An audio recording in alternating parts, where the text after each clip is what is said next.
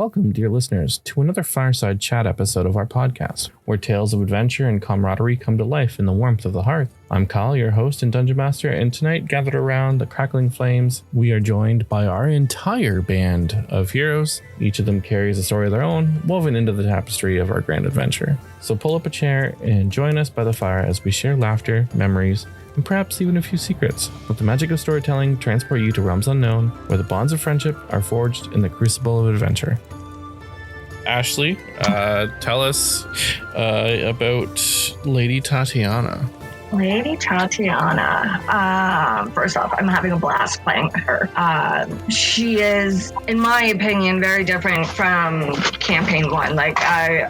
She's more bold and sort of cutthroat, which is totally opposite from what I am. So it's a lot of fun playing her. Originally, when I created her, it was for a completely different campaign. We were supposed to do a Curse of Strahd with a different group, and then that fell through. And I was like, Kyle, we gotta no, I have to use her now. You don't understand. I need to use her. And then after going through campaign one, we created the backstory of her father being one of the villains that we defeated. So it's just been, she's definitely not one to really hide who she is. I mean, at first she wore the covering, but that was more introductory, not sure if she wanted to really oh, hey, I like to bite people. But after little things started to come out about her, not needing to breathe and secret trips to the bathroom, I just said, screw it. Why not? And I remember there was a time when you guys were building your campaign 2 characters, or at least the backstories, and Niall wanted to be your brother with his character. Yes, he did. Yeah. He did want to be my brother. I was for it. I was all for it. And so he's always known most of the backstory other than the part about Sesta. He never knew about that. And me watching from the window while that whole battle was going on. And then it's funny because I'm watching Josh's face as it's all being unfolded in front of his eyes, and he's just wait, that was you. So that was fun. That was definitely fun. I forgot about that. I forgot that he was going to play my brother, but then he ended up being Ortega. Yeah. And now our characters are boning. Yeah. Radically different outcome on that, for sure. Yeah, definitely. Just some reflection for the listeners. So Tatiana's father, he was a vampire lord that we did, and one of the characters full on died and was allowed to get resurrected, but he had to get resurrected as a vampire. That didn't pan out too well. So he ended up going evil and killed another party member and stabbed the healer in the back, I believe. That's kind of how it went down. And so the healer wanted to save the soul of the good person that was inside this character. And I'm just not going to beat around the bush. It was Udfarapak. Udfarapak was the person that tried to kill Ragbeer on several occasions. But in this specific situation, he practically succeeded. And the only way to keep Udfarapak from being so totally evil was to kill him and make him good again. And at that point, during that time, this vampire lord also bit and turned the other character that I said. Her name was Sestanoli. She became a vampire, full-fledged, full-on vampire, and she was totally all for it. And then they crossed the sea to Tal'Dorei, and she left the game, left the party, and so I had to create a little bit of backstory, and it fit in so well. She wanted to go back. She started becoming more evil, and she really enjoyed being Ashley's character Tatiana enjoyed being part of that. So it was a really cool segue and a way to connect campaign 1 and campaign 2. They obviously did kill the vampire lord. I'm not going to release his name because that hasn't come out yet, but they ended up going to Blade Garden, and that's when Tatiana was kind of found by the campaign 1 party for 1 or 2 sessions, and so that's how and why she has such a good rapport with Ragbeer and knows about the events of some of the situations that we've talked about, because she's very connected with the events of campaign 1. It's all full circle. I have. Yeah. Oh my goodness. I didn't know any of those. Yeah. I basically picture like little tiny Tati listening to like Fenga, and like when Ragbeer and Leabeer and anyone would come to visit, come and like tell her bedtime stories of their adventures. Yeah. Oh my gosh. And Fenga is actually, she was my wife's character in the campaign as well. She had an on-off guest appearance. So it actually really fit in really well that way too, because there was a lot of backstory with Fenga. She was Fenga is a ghost hunter, ghost slayer blood hunter, which is why Tatiana is also, and I'm sure Ashley will explain this in a minute, like what her character actually is. So there's a lot of connection there. You know, she was raised as a Dampier vampire hunter, basically like a cool, take the best of the bad and turn it into something so much better. And so that's really cool. And Fenga is, in our canon, the leader of Blade Garden, so it's neat to see that all come full circle, which is why, again, Fenga has power, and also why she was able to help Tatiana in a time of need. And and so kind of building onto that, so Ashley, what is Lady Tatiana? Lady Tatiana is actually like a 70, maybe not 70, maybe she's more 55 to 60 year old Dampier. She looks great for her age, of course. She is a blood hunter, ghost slayer. I don't know if I would multi-class her. I have debated on it. No. But I don't know what I would multi-class as. So for the time being, I'm not. I don't think I want her having any magic. I mean, with campaign 1, it was mostly warlock. So Leaveer was that little bit of rogue, but then she sold her soul to Saigon and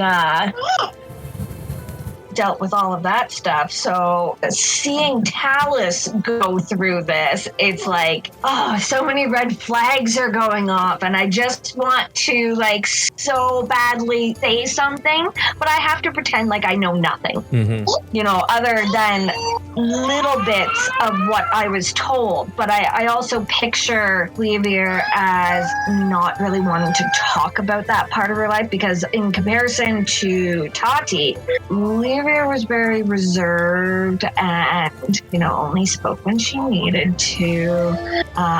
Very, very, sure of herself, but, she wasn't one to divulge secrets. And whereas Tati doesn't care. You ask her a question, oh, yeah, I did that. Cool. Yeah, she likes taking credit for her actions, for sure. Oh, yeah, definitely. So what were you doing in the bathroom? Having a bite? Yeah. There's no shyness, definitely, this time. So it's fun playing that kind of character. Yeah, I'm definitely introverted, and she is not. But yeah, seeing Talus going through the whole Saigon thing and going to the cottage, oh my god, that was wild. It was just wild. There is a lot of interesting lore and story behind that cottage, and it is I don't know if I've actually said, I can't remember if I said it in Fireside 1. Saigon is single-handedly the greatest thing that I've ever come up with. And what's oh, definitely. What's funny is she came to fruition because of a little bit of influence behind it was Critical Role when there's the whole thing with not having something like that happen to her, and I built on that a lot and turned it into a huge patron, and so that's kind of where my original plans came from. But one of the things that I like to do was if you played the game on your birthday, you got a special, basically a wish spell was allowed to be cast as like a DM's gift. And at level 3 out of our... I played on my anniversary. She played on her anniversary. It was my anniversary that I played on. And Ashley said to me, I want an oath bow, which is a legendary end game item that just dominates. And it is an amazing bow. But then she started wanting to... play a little bit on the more magic-y side. She wanted to test herself a little bit, and part of the oath bow is if you say the words, I think you probably remember what the words are. I have it. I can tell you what they were.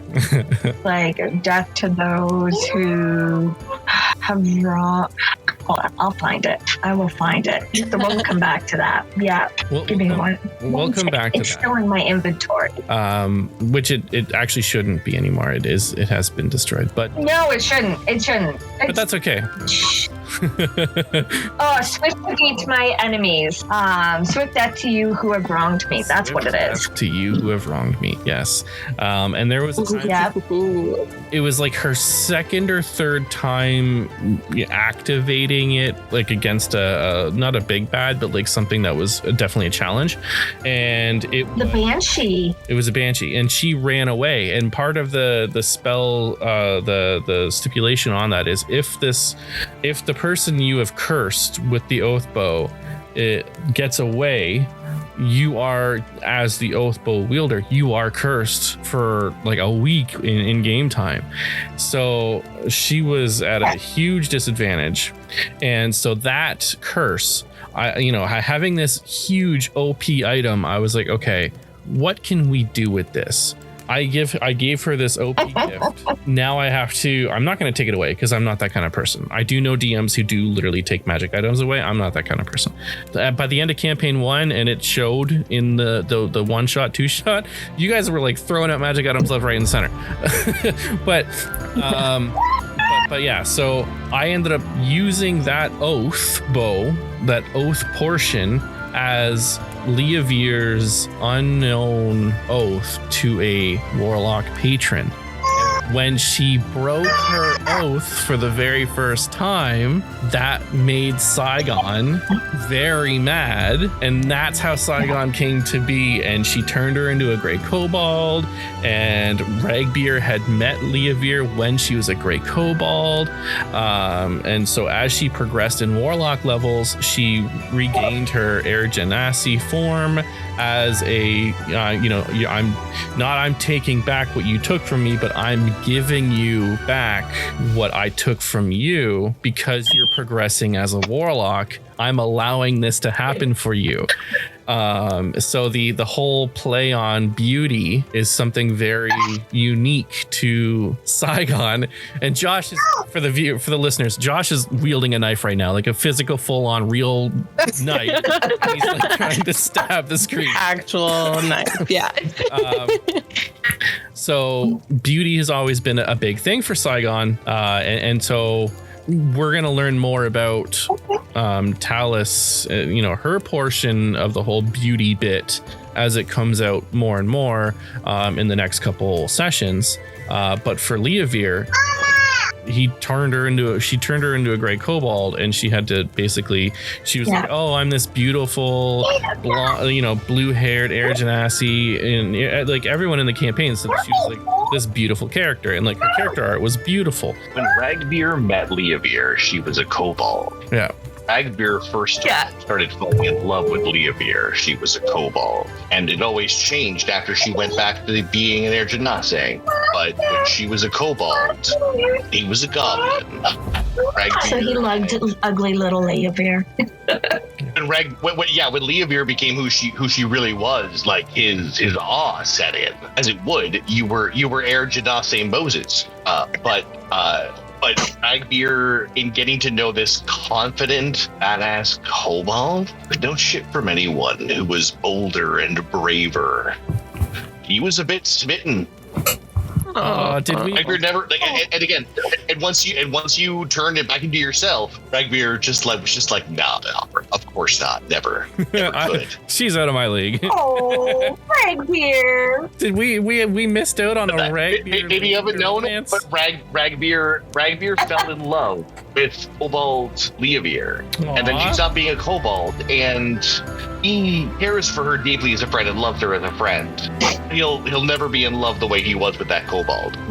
That's adorable. To the next question, how does Tatiana feel about the other players? Okay, well, let's start off with Talus, because we are fresh on this topic, and she knows something's up with Captain Talus. Can't quite figure it out, but she does recognize similarities between her and Leovir. The whole being changed. She knows stories of Leovir becoming a kobold and now seeing Talus do this, and that's why she said to Ortega what she did on the whole, no, this looks like a punishment. Like, it's not an exchange. It's I can help you, but you're gonna pay for it. So she does know something's going on, but she is also trying to respect her and not like be Ortega and drill into her. Like, why aren't you telling us your secrets, Talus? Why aren't you telling us your secrets? Other than that, she sees that she has a lot of heart, and doing something like that to get a party member back. She respects Talus a whole lot because of it. It was a very selfless act, in my opinion. So she loves you. He loves you. Oh my goodness. I don't know what she thinks of Parrish. Before he was, not including what happened last. Like, I think she was very thrown off by him gifting her a shield. He just sort of inserted himself into their party, and I don't know. She's still trying to figure him out, and now that he doesn't remember anything, it's even worse. So that's still in development. Mm-hmm. And then, well, obviously, we all know how she feels about Ortega, but that's. To be honest, we know how she feels against Ortega, but we don't know necessarily how she feels about Ortega. Like, what if, does she think Ortega is the end-all be-all? I don't know what you actually think about Ortega outside of a nice sort of thing. It's definitely starting off as you scratch my back, I scratch yours sort of thing. Not back at all. No. That's the PG way of saying it. But she's also very possessive and will not share. So I am waiting for the next time we are in town when he goes to hit on someone else, because let's face it, that's Ortega. I'm waiting for it. So it's either they're gonna get comfortable with each other or things are gonna get ugly. And I look forward to both scenarios. I'm not gonna lie, because it's gonna be great role play. Yeah, it's going to be an awesome conversation where Ortega ends up getting stabbed in the dick, and I'm okay with however this shakes out. Yes, one or the other. One or the other, definitely. Alice seemed to have ideas based on raw jazz fingers alone. Yeah, absolutely. Yeah, I picture her being very jealous if it does happen. I'm not gonna lie. I do think just Tati thinks highly of herself, and so it's gonna be a like how dare you moment that will for sure bring a lot to the game. Not necessarily to spoil it, because I feel like this might happen. I'm curious. At that point, do you get real mad at Ortega, or at that point, do you go and bite the neck of the person? Like, do you just start hurting everyone that Ortega shacks up with? That is a very good question, and I think it might be a little bit of both. Possibly, I have a plan and don't want to divulge too much. On the couch and just be like, listen. Marriage counseling? No. I understand how she makes you feel. I understand how he makes you feel.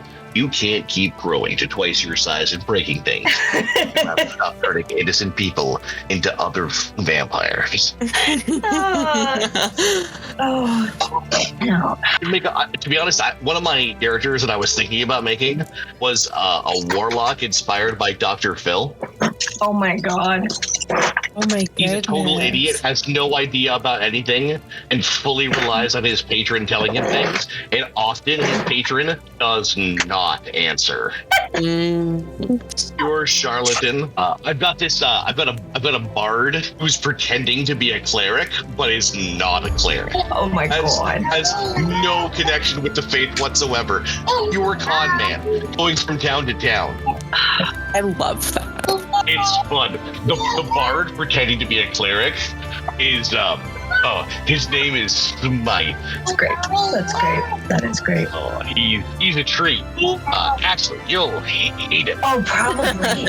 Probably. That'll be good. I've got so many. I'm just like, wait. I'm like, okay, when's the next game? Oh. Yeah. Ashley, you have to speak about Tatiana's feelings on art as well. Yes. Yeah. Yes. Tati loves Ari. Tati wants so much for Ari to meet his mom.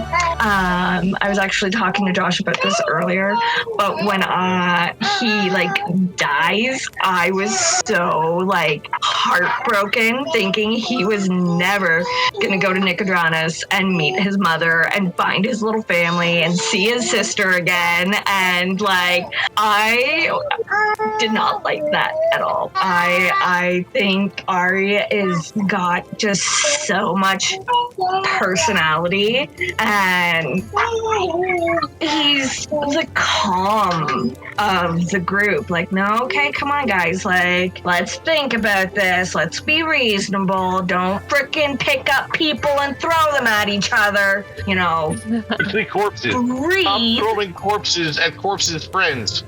And it's Ari's he's a peach. He's a peach. I love him. But of course, Tati will never admit that. She doesn't share feelings. I had no idea. I never thought that Tatiana had ever even thought about Ari. I love him. He's great. I want Ortega to stop picking fights all the time and stop being so angry at everything all the time. Oh, he's so angry. But now that we know what's going on with him, it makes sense. He's angry because he's mad at himself, and it's this constant. I see him as, because he's angry at himself, he portrays it, but then he feels bad for letting it all out, and then that guilty side of him goes and apologizes to everybody, and it's he puts his foot in his mouth all the time, and then it's, oh shit, did I just say that? Crap. He's got to be careful, because he's pushing his foot in his mouth to the degree with Ari that it might end up being the barrel of a revolver. Oh no. He doesn't want that. I thought that was my romance angle at the beginning of this, and it has not worked out that way. Also, I'm sorry. Parrish, Mother, may I?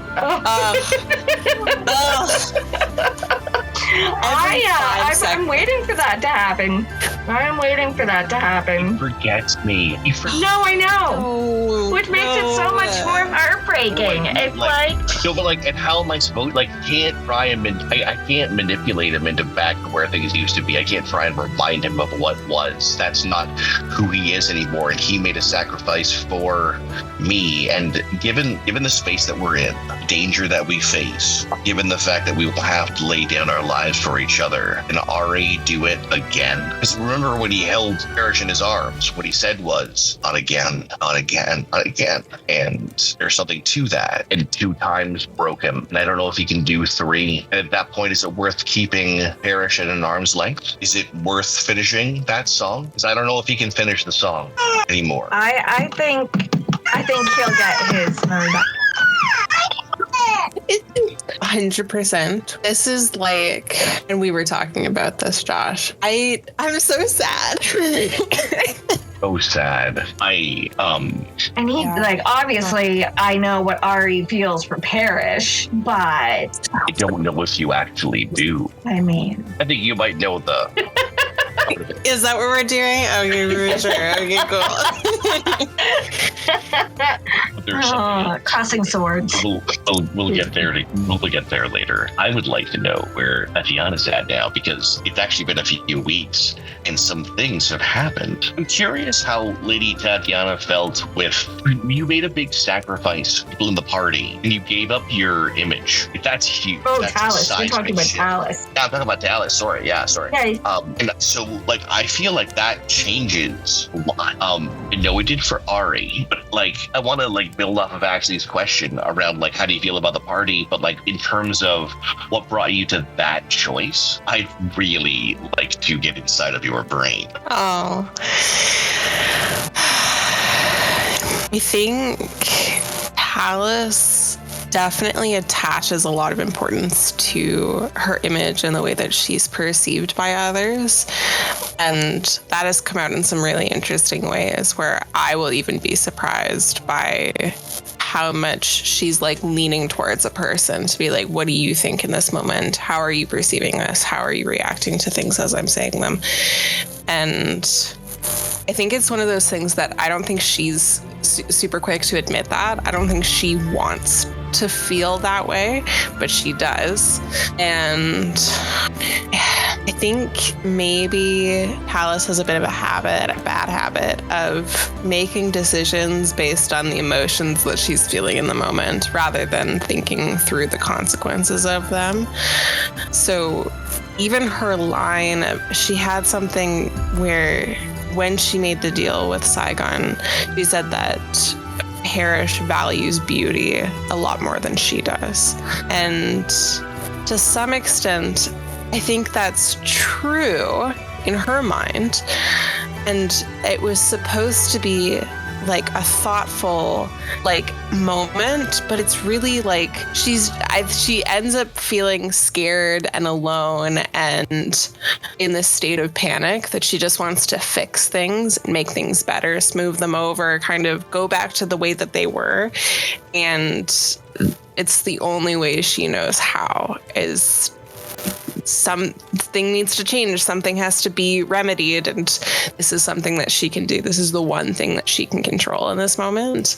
And she's not imagining like, oh, this is going to take away the one thing that I've held on to for years. She's not thinking about it. And now that it's here and she has to grapple with that, she is very, very scared. I don't know what she's going to do. You explain exactly how you look right now after that experience with Saigon. Like, how does Talus look? Remind me. Like, I have bullet points, but I really want to know, like, what was she before and what is she walking out of that same space as? Ari's just holding Parrish, looking down at him, and he looks back up at you as Parrish breathes.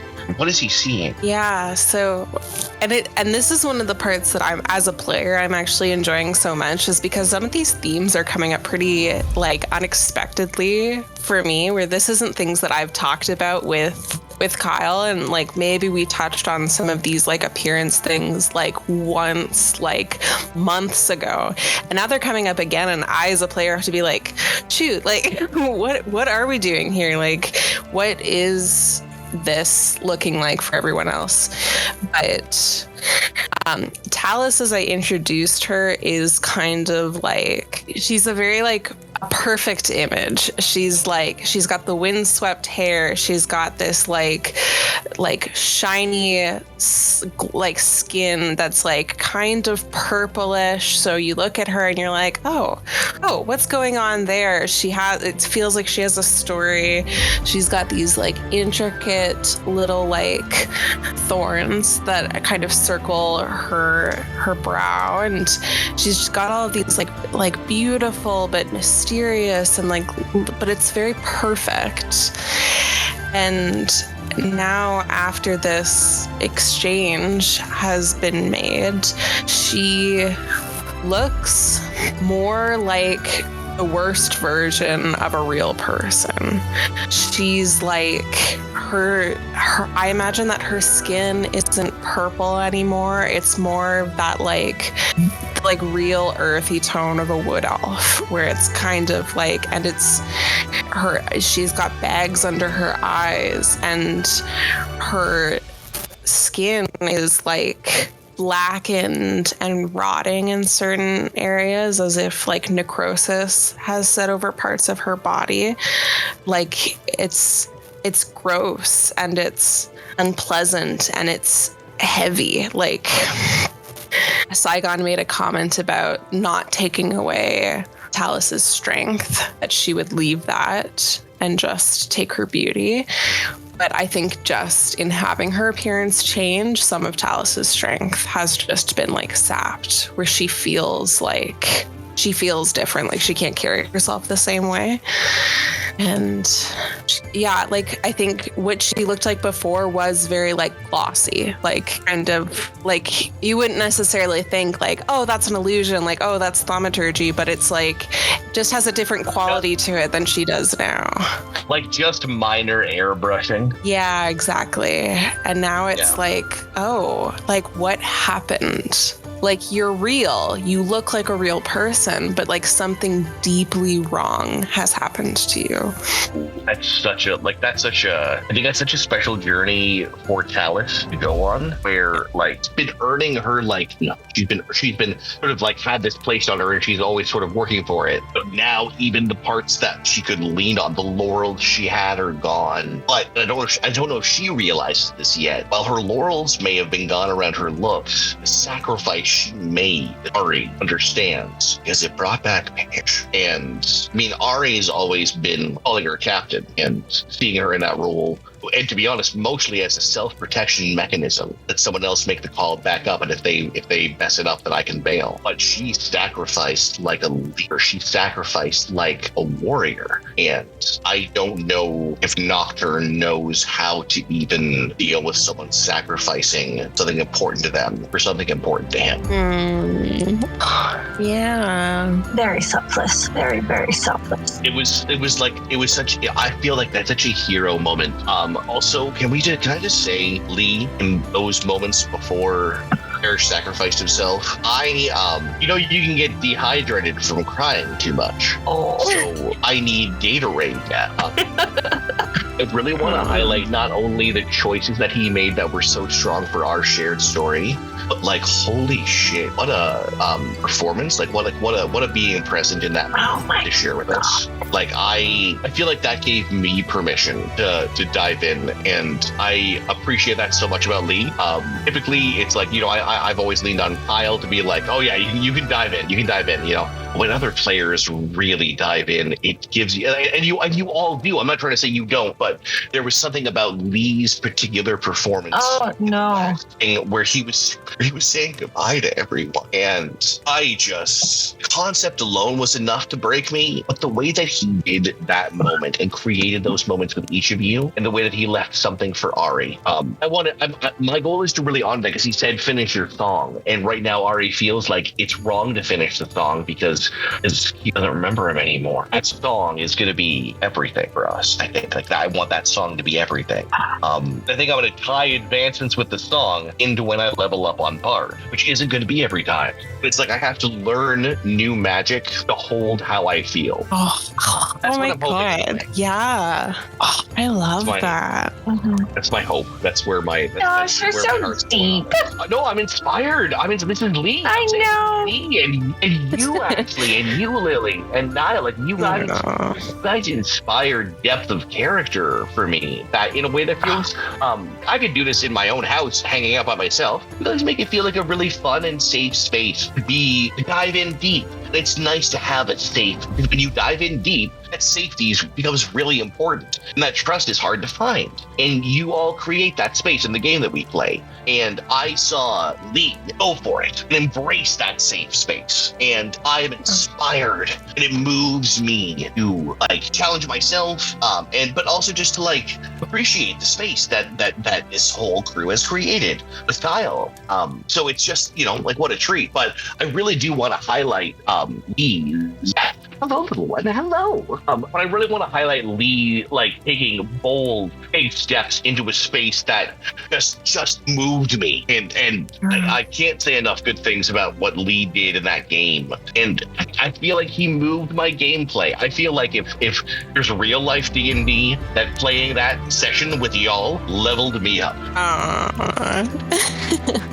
Oh, I love that.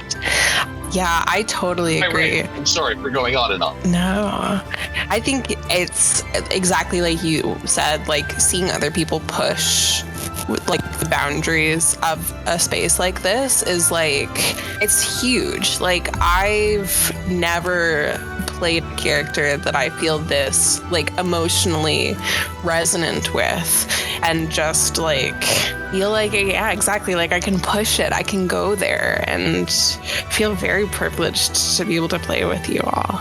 Where is there for Talus? Where are you headed? Because I'm thinking about where we are now in the game, and I feel like the group is in either a moderate crisis or about to have the best drinks night out ever. We know where you're at with Io, but there's this stuff with Saigon that's this whole other thing, and now it's changed who you are perceived to be. What does that mean for you? Where do you want to go? What do you want to do? Are you okay, man? Oh my goodness. This is really difficult for me. It's tough when you make a character who is very close to your heart and carries a lot of emotional weight. I find that things have popped up unexpectedly as we're telling this story that mirror my life very closely. And this is something that I'm fairly open about, but I have OCD, and I have been struggling with that a lot in recent years, especially with COVID, and that obviously bringing up lots of things for different people. But for me, it's been OCD. And when I made a warlock character, I was just in the headspace of what would be a cool character to play, what would be a fun dynamic to add to the party, how can I help balance this out, add a spellcaster, that kind of thing. And introducing Saigon was all Kyle, obviously, which was amazing, and I loved having that connection. But from the very first moment that I interacted with Saigon in game, it was something clicked, and having conversations with Lee especially, and having these firesides, I had this moment of realization fairly recently of Saigon is a pretty direct parallel to my OCD and a lot of the like rituals that I engage in. Yeah. And feel like I'm forced to do. You make a deal. You make a deal with it. You make a deal. It's wow. Like thinking about it from a warlock perspective is like it's that dynamic is really, at least it reflects what I've seen around OCD. Like some people say like, oh, everyone's a little OCD. Like I'm not. I'm talking about the actual condition, which you are obviously as well. And there is such a resonance with that of like you do the right things, but then the goalposts move, and then it shifts, and then it seeks additional control, and it's like, wow, that's really, thank you for being so open about that. Like that's a huge thing to be open about. I respect that like crazy. And I think it's a really astute observation. Like it's really, I see that, like that makes so much sense. Yeah. Is that like, so when Saigon took something from, because now Saigon's starting to date. What is like, she took something from Callus. What does that mean for Callus now that she took something from you? So, yeah, like you said, like a lot of it is like you like are constantly like listening to that voice. You give in over and over and over again because you think that it's going to make your problems go away. You think it's going to make you feel better. You think eventually you're going to get it just right. And in making a deal with Saigon to help get that just rightness, that like fix this for me and make this go away, I've inadvertently done this to myself, but it's presenting a very like a compelling narrative that I'm actually very curious to see how it goes. But at the beginning of the campaign, before I kind of had that insight, I was like, I don't know what could possibly compel Talus to leave Saigon. What in the world could possibly be better than what she has? And I think it's like little moments like this of like, now that she's taken something that I was so scared of losing, and like it's exactly what you said, Ashley, of like Alice is so used to seeing everything as an exchange. I give you this, you give me this, but this is like completely and fully a punishment. And I don't know if Talus quite sees it as that yet, but I think her viewing it in that way is like the first step to leaving Saigon. And this being like she's not there mentally in her perception of this. This is all a positive. This is like 100% where she needs to be. And anything bad that like blows back at her, that's on her. That's her fault. That's because she did something wrong, because she didn't show up in the right way. And I think if she can kind of be coaxed in this direction of like, now hold on a second, you saw what just happened there, right? We all saw that, right? Like, I think that's how she gets up the courage to walk away. And that was an accident. I didn't do that on purpose. She just did that by herself. And then I was like, what happened? She was supposed to be like, I spent so much time building this image of her that as soon as I started diving into the backstory of like, why is she like this? I was like, oh, it's all fake. Like, I did it to myself. What do you think Talus's reaction actually is? Like, what do you think her thoughts would be of her first reveal of Saigon not being this timid little lady and instead being this dark, creepy swamp creature? Good question. It's oddly enough, and maybe this is like a little bit metagaming, a little bit, but to be like completely 100% honest, I think there was a part of Talus that knew that something like that was coming. Like, as naive as she is, and maybe some of this is willful ignorance, like if someone comes along and makes a deal with you and then you get all of these powerful things that come with that, and suddenly fate seems to like move in different ways around you, and you constantly feel like somebody's in the back of your mind pulling these strings. Like when this reveal comes of like, oh, you are a thing out of nightmares, it's like, yeah, I'm not gonna be like, what? Oh my gosh, or like terrified and like frozen in fear, because it's like, no, I've been living with this thing in the back of my mind for years now of like, sure, I've never seen you in this way, but like I know who you are. And I was excited for that moment, and having it happen with the context of that, of like, honestly, this isn't even like the most important thing right now. I have to focus on my emotions, my fear, my panic, my desperation of like, it was like, I was so pleased with how it went. I was surprised that it happened, but I was very pleased with it. Well, I'm glad it worked. I have so many things to say about Saigon, but I just. And yeah, that's what I was gonna say. Like, it's fun. Obviously, you all have a history with her, and I, as a player, a history. What a way to put something. Well, that's I, as a player, know like some of it, but I definitely don't know all of it, and it's exciting to kind of be in that position of ignorance of like, yeah, I know this is bad, but like, how bad is it really? Like, this is okay. This is fine, right? Do you know who's worse than Saigon? Do you know who's worse than Saigon? Ufara. Nobody.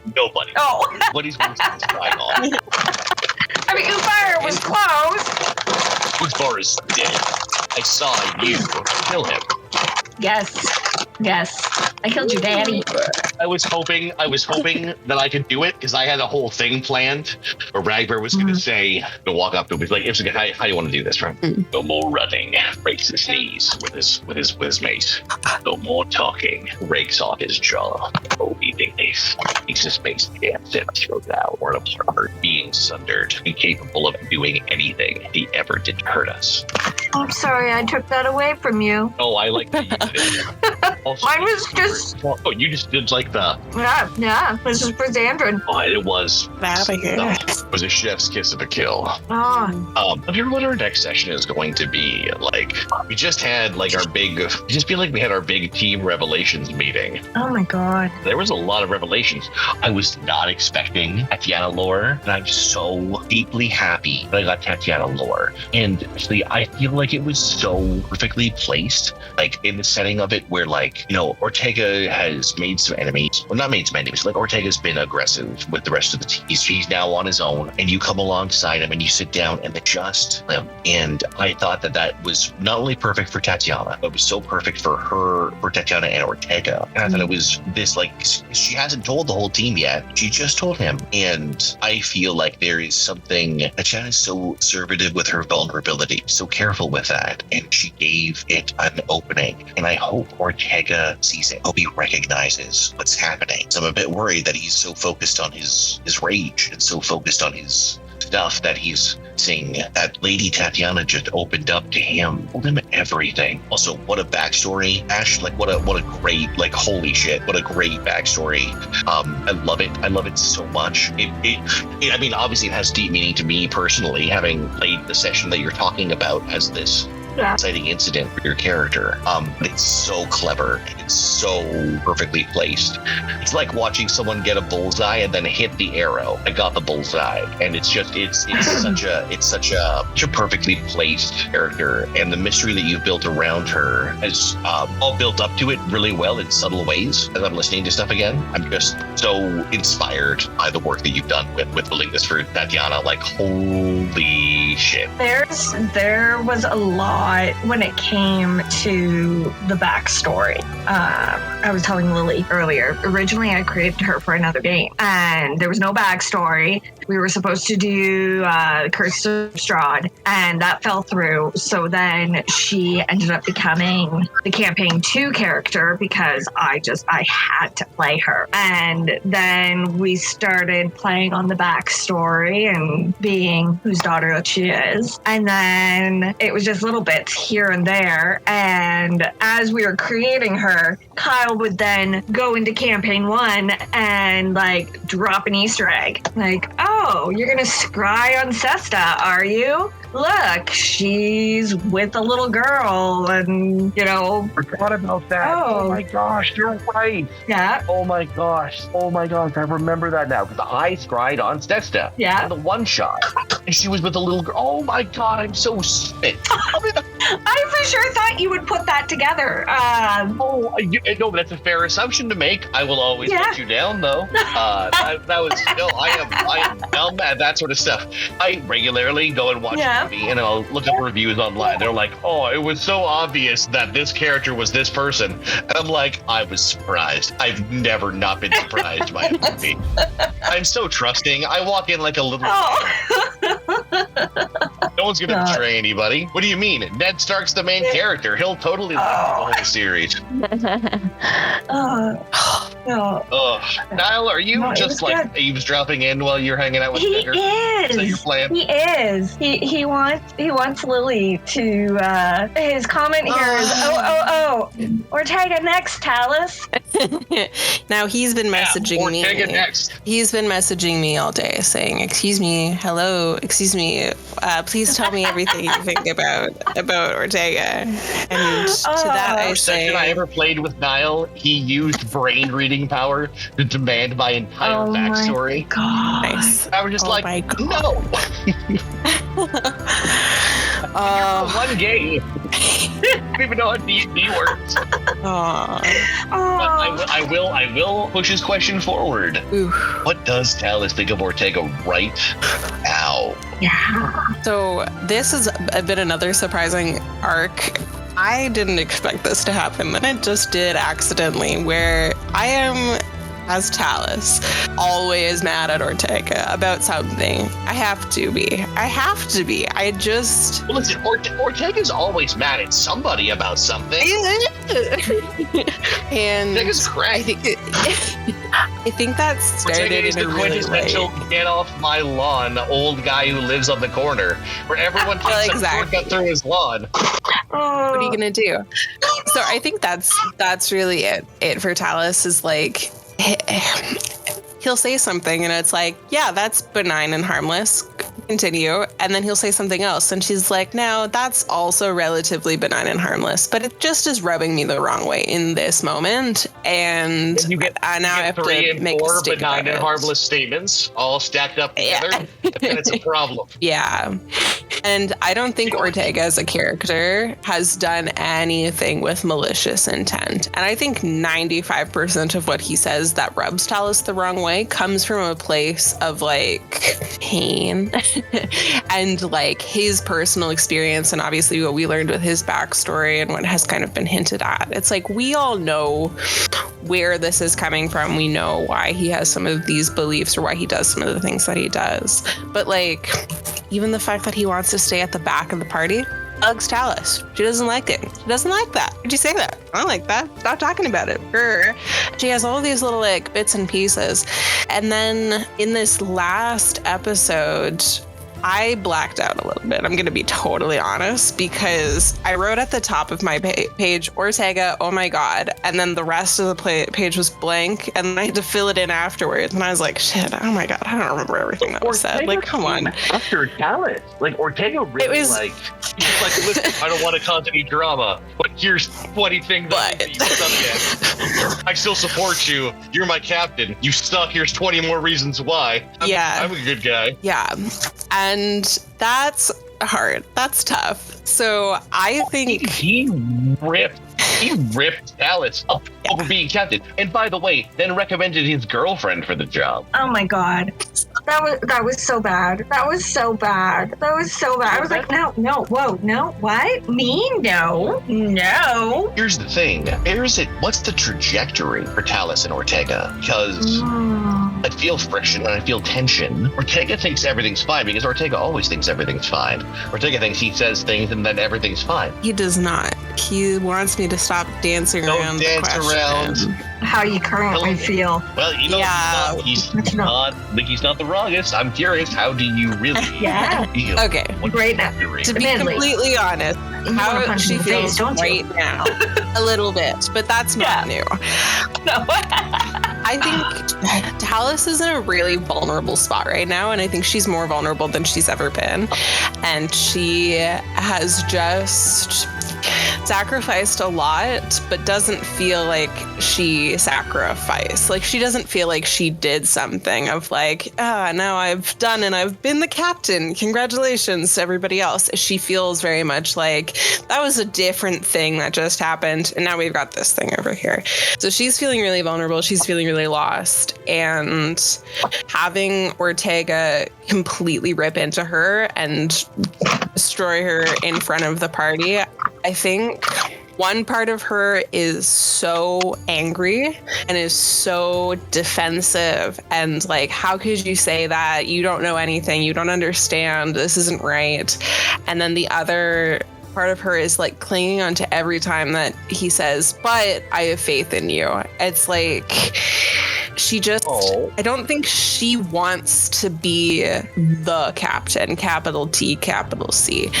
I think she wants to be a captain, lowercase a, lowercase c, like, and so being thrust into this position a little bit, which she kind of asked for, is tough because now she feels the weight of this responsibility and feels everybody's eyes on her, especially people like Ortega who have very high expectations. And it's like every little comment is a wound to the heart. She feels it very deeply. But she's also a little bit resentful and a little bit mad all the time. So I think she's kind of in a position right now of like, number one, I care about what you have to say, which I hate. Number two, how dare you? Because last time I heard, you've been running away from all of your problems forever. And as soon as I do that, suddenly there's this double standard. So she's pretty mad about that. To be like, oh man, you shouldn't never lead. I murdered everyone close to me. You're a bad captain. It was a weird sandwich of information. It was a weird information sandwich because the bread was made 100%. Of moderate genocide, and the meat of the sandwich was Talus. I disapprove. Right. So this kind of logic of like,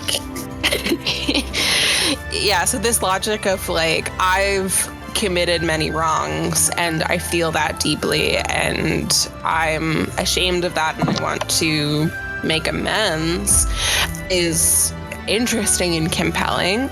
But at the same time, he has this like, I think you could be a good captain. You aren't one right now. You suck. You could be a good captain, but I don't want that role. So I'm just going to complain until you get good at being a captain. And also don't make any of the mistakes that I did. And if you do, I'm going to hold you accountable to that. So I think that immediately puts Talus, like, Talus comes from a history of dealing with self-important men who think that they can get away with anything, and she doesn't feel like that's fair, obviously. And so anytime Ortega even dances around that, because I don't think that's what he's doing, but anytime he gets close to it, he'll drop a manosphere. He'll drop a manosphere line every now and again. Yeah, where it like immediately like bristles all over feathers. She's like, no. So what I'm hearing is you get to murder a whole bunch of people and then run away from all your problems, but I watched my friend die in front of me and I run off to go solve the problem, maybe, ? And you get to make little comments under your breath. Like, are you doing something different? Are you being helpful right now? Oh, okay. Just checking.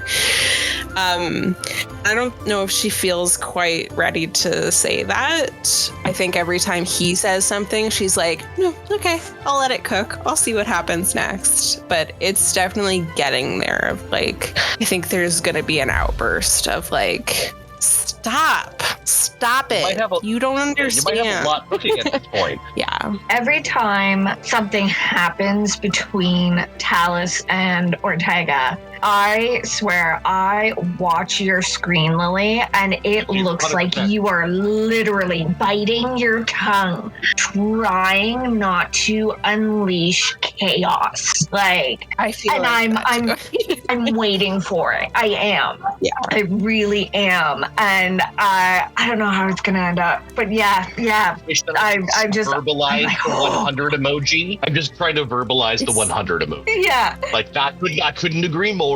Every now and again, Ortega will say something, and I look over at Talus, and she's just like, and I'm just like, oh, I understand the rage. I understand it deeply. And to be honest, I just wonder something of Ortega. Is this actually like Ortega is a really beautiful character. Says a lot of really aggressive things that are really outside of his main lane, and it progresses the story. And I don't hate that. Ortega has this beauty to him because something happens every now and again where Ortega realizes that he's gone too far, and he creates beautiful moments. And what I'm hoping is that Ortega's going to realize that in his rage and in his potential removal from some of the core stories that are going on right now, these ones are breaking other characters' hearts. And I wonder if Ortega can find that softness. I wonder, and maybe he can't, and maybe he shouldn't. I don't know. But right now, it feels like Ortega is able to find a weakness of a character, zoom in and strike, and hurt them deeply. And I wonder if Ortega is more than just a rage monster who destroys. I'm not talking about battle. I wonder if he can be something that creates something strong, because I think he could. I think that kindness from Ortega and praise from Ortega means a lot to everyone right now, because I don't think any of us have received any of it. So I just wonder, like, Ortega is so frequently focused on like best way to do things. I wonder if he can just start seeing us for who we are. And I think that we see him for who he is. I think that we see his crazy and we see his weaknesses, and we don't rake him over the coals for it. Good. Actually, maybe not. He mostly makes good moves. But I want him to see the power of his contribution as opposed to the power of his critique. I think that he could build something so much more than he can criticize into actuality. And I think when Ortega starts to soften a bit and come alongside people and stop being like, well, no, you're dumb, do it this way, dumbass. Like, I think when he can get into a different space to see people for who they are, he could. I love his character. I think there's. I love Ortega. I love Ortega. Though sometimes I hate Ortega, but I love Ortega. In order for me to hate Ortega ever, I have to love Ortega to begin with. Yeah. That's one thing I will say is Talus has met a lot of people in her life that she's just totally written off as like not worth it, and she'll still feel that like bitterness and that anger, but it's like she knows this is somebody who it doesn't matter. This is somebody who's so beneath my efforts, who's beneath me. It doesn't matter. And as much as gone, I know you're terrible. And as much as she's constantly frustrated with Ortega and is so mad at him, she has definitely not written him off. The day, I love that. Oh, she hasn't written him off yet. Absolutely not. And despite how angry she is, she knows that, because it's different. It's different than anybody that she's ever felt that with, of like, oh, it's like, but also, if you were really that bad, I would have left you on the side of the road a long time ago. I would have been like, get out of here. You're not worth it. But Can they get to go to the Fey realm with you two? Oh my god. That sounds terrible. Niall, that you're sounds online. so bad. Better start talking. Now, Do Niall I get to go is to the Fey here. realm with you or not? Because I want, like, Niall's backstory being revealed in the last episode changes a lot of the dynamics of the idea of heading to the Fey realm. It's, Ari always felt like he was the one on the run and Ortega was the one who saved him. And maybe it's a little bit more shared than Ari realizes. But I'm just so of the backstory I thought he was going to have. And it's so sad. And there's so much space for process, redemption, or doom. That story just is not always redeemed. That story balances on the edge of a knife to fail or to succeed. And I don't know what's going to happen to Ortega. He goes so hard that balancing on the edge of a knife doesn't necessarily seem like his forte. And I just wonder, what is it going to be when we go to the Fey realm and Ortega has to face what he's done? Can he face what he's done? And can he allow his friends to come alongside him? He maybe let someone love him. Maybe love more than one. Exactly. And I don't want to speak for Niall, but he has been texting me and he says that Ortega's goal is to make other characters in the party better. Better than he could ever be. I'm gonna be like 2 minutes, guys, and then I'll be there. Oh, he's gonna join us. Okay, then I won't speak for you at all. Appreciate it. I feel like But I will speak for me. What I will say is, oh my goodness, I'm gonna wrestle that belief out of you. I'm going to break you down to the ground, and you can build yourself back up.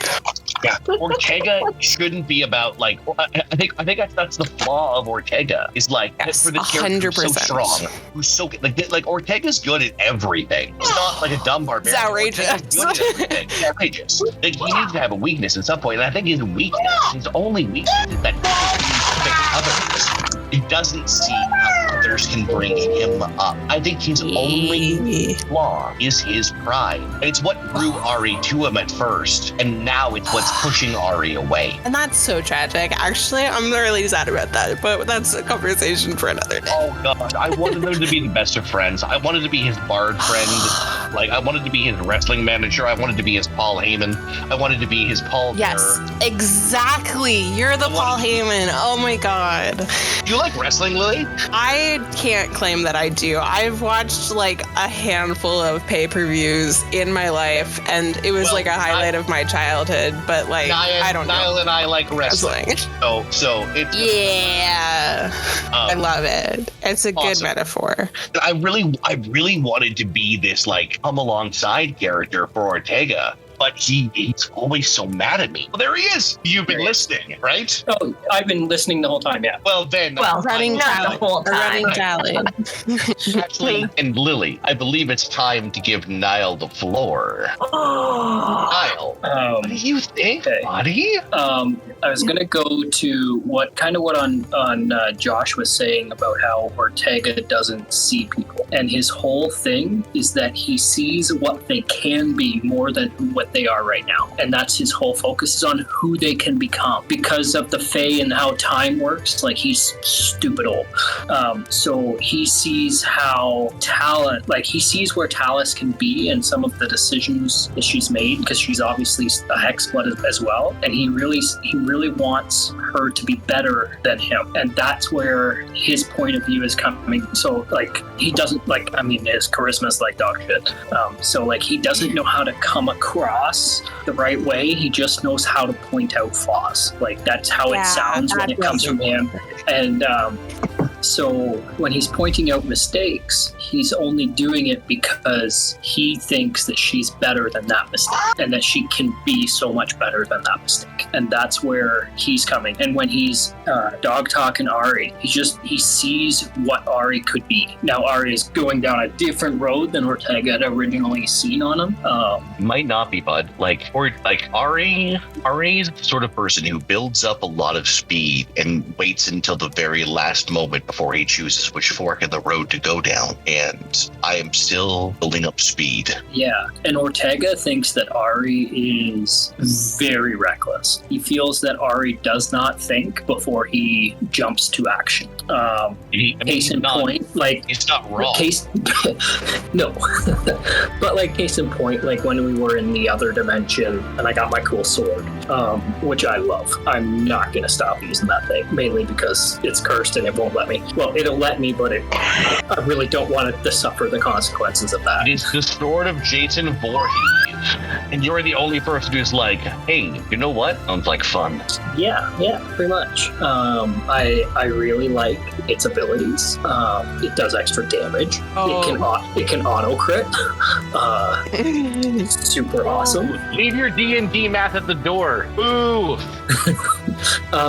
If I don't use it in a combat, I have disadvantage on all attack rolls for like the next 1d6 days. And I can't even go reckless to negate it. There's no negating the disadvantage. I just have disadvantage. We're gonna have to chop this sword out of his hands. You guys know that. Yeah, I'm gonna throw it in the ocean. Sure. There's only one way to unattune him from the sword. By chopping off your hand? No. By chopping off your balls? No. Get buying that for sure. I'm gonna try chopping off your balls first. We'll see what happens. That I think is the way to go for sure. I think that's a great way to die. Not for Ortega. Well, we'll see about that. No, but you do have the item that would eventually cure him. I got Mother's Kiss or whatever it is. I got to capture a soul off of the gibbering mouth. I'm sure I take that sword. I captured a soul off of that. I gotta say, you know what? Having recently played a cleric for a while, and also just being a human with feelings, I don't know if I like capturing dead things' souls. I know. It sucks. It's Ari did it pretty willy-nilly there. No, well, of course Ari did it willy-nilly. Have you met Ari? Yes. His middle name ought to be willy-nilly. It doesn't rhyme with Ari. Really? It could. Middle names don't have to rhyme, and there are police for that. Yeah, so, and then I think Ortega finds Tatiana to be the most complete in who they are, much as he believes he is. Like, he knows who he is. And he believes that Tatiana is very in control of herself and her abilities. Now, can I ask you a question, bud? Yeah. Is Ortega thinks that he's in control of himself? Is he actually? Is he fooling himself? Is he actually just like a fully self-actualized barbarian? Like, I feel like he's very smart and talks about how smart he is. I'm wondering, is he right? Is he missing something? Because Ari feels like Ortega thinks he's very smart and might be missing the nuances of things like Saigon. And I'm just curious, I'm just curious where Ortega lands here. Ortega is very intelligent. At next level up, he'll be even more intelligent. Brilliant barbarian? He's going to have a 14 intelligence at the next level up. I believe. Because I'm totally taking a half feat. He's very aware of Talus's friend and what that's doing to Talus. What? Talus's what? Threat? Friend. Oh, friend, oh. Because he heard Saigon when he was in Talus's body. And basically Saigon said, GTFO. You say things like, you heard Saigon while you're in Talus's body. And what I think you mean is, you don't know about that. You don't know what that is. Did you make that up, actually? It's purely mysterious. Like, you've only experienced something weird. Have you even talked to Talus? So he no, did. He's a coward. No, he did not. No, I said I don't know what that is. Can he still hear you guys? I'm going off camera for a moment, okay? Pardon me. Yeah. So Ortega heard the voice in his head. He knows that she's made a deal. Ow. He's definitely mentioned it. I don't know if they've had a full-on conversation about it, but he mentioned it. I think very briefly in passing. I think he basically said we're going to have a conversation about that at some point. I'm pretty sure Talus successfully convinced the party that was me. Yeah. pretty sure that happened. They might be convinced Ortega's not. And now... No, I think we let you think that you convinced everyone that we believe you, but it's definitely a topic that needs to be brought up. And now you disappeared through a stone door and reappeared through a stone door, having made another deal, a very obvious deal. So Ortega is very aware of where your shit's coming from, and it scares him because he knows that now Talus isn't from the Fae, and he realized that later along the way. But in the Fae, making deals to gain more power, more strength, more abilities is extremely frowned upon. In the fact that you are marked with shame physically, which is how Ortega views your whole family and tribe is like totally fine. That was an act of rage. No, or maybe not necessarily rage. It might not have been rage. It might have been an act of vengeance, hatred. I don't know if Ortega really knows why or how it happened. I think it twisted on his love for his family and turned that into rage on the deepest pool of love and hatred that could exist, and turned it all against himself. Yes, but because of the deal that he made and how frowned upon it was, his family basically just said, we kill you or you leave and never come back. The end. And then he turned into a rage monster and slaughtered. And then he decided to, and I don't know if he decided or his emotions just decided, well, if I'm leaving, there's going to be nothing to come back to. That's and terrible. It wasn't until he left that he realized what he had done. He ran in the Feywild for who knows how long, and then he finally made it to the material plane in his quest to run away. So he really does not know if it's weird for me. There are agents of the courts of the Feywild, the Seelie and the Unseelie court, that are after him for the heinous crime of wiping out a village under their jurisdiction and how the Fey works. Or if the Fae that he has pledged his loyalty to is going to hunt him down to make sure that he follows through on his end of the bargain. No, man, I think with someone with so many giant forces after them, would be more interested in gathering friends and allies than criticizing his friends and allies. Like, here's the thing, man. Ari loves you. It's hard because you always seem to hate him. And do you know where that comes from? Of course, but regardless where it comes from, you were the first friend that Ari has had since his world fell apart, since Lafayette died in his arms. And now that Parrish forgets him, his first impulse is to go to you. But you've been really hard on him lately. He's gonna go talk with Talus. But Ari wants to talk with you.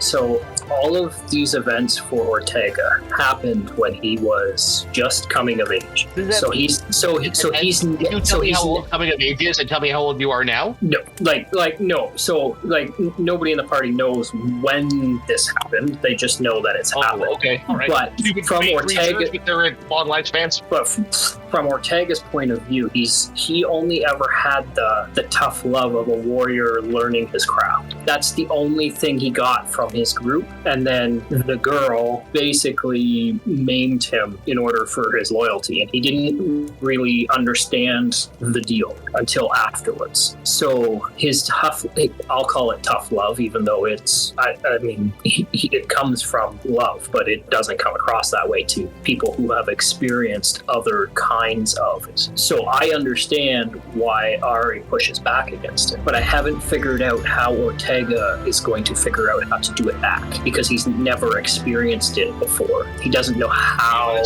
I'll give you the cheat code. All Ari needs from Ortega is to feel like he did an okay job. He just needs someone to not hate him. And this is the part I love about the relationship between Ortega and Ari, is they both want the same damn thing. They can't find it, eh? But they both don't know that the other one is looking for, or they don't know how to give it to each other. Well, I got an idea. like I totally see a conversation that's going to fix everything at some point down the line. Not a conversation.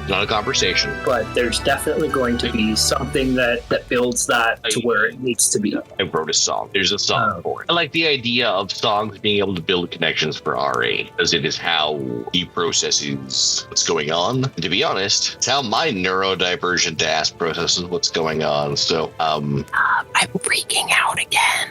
You did this to me on purpose. I'm gonna throw up, Josh. This was all you. My God. Continue. Hey, I heard the last part of it about me making you throw up, but outside of that, I'm confused and I'm sorry. Well, so here's the thing. I will let you get to your thing in a second, Josh. Like right near the beginning of us starting the campaign, Josh was like, oh my God, let me send you all this music that has like inspired Ari's character. And I was like, oh my God, that's amazing. I'm so excited. Let me listen to it. And now I'm going to throw up also. And it was like, I understood after listening to... Oh my God. Did I bring Talus? What's it called? The other one. Oh my God. Don't even Talus pays attention to the baby. I have to find it. So after listening to, give me a second. Daytona Sand. Jesus Christ. Okay. After listening to Daytona Sand, I was like, okay, I understand what's happening, because even in like the first few episodes, I was like, oh, okay, I know what's happening for sure. But then you had me listen to Lafayette, and I was like, listen, I don't fully know what's going on. And now you're dropping these things in the Fireside chats as if I won't notice. I'm gonna throw up, Josh. How could you do this to me?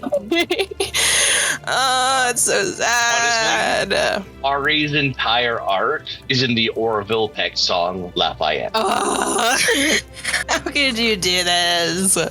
That's devastating. This is so sad.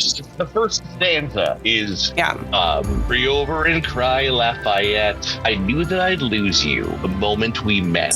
The bayou still sings every night in my head, and I can't understand what it wants. I love when it rains, but I hate getting wet. Never thought it'd be me that you'd haunt. Now, Lily, there's more to the story after that verse, but I won't do more.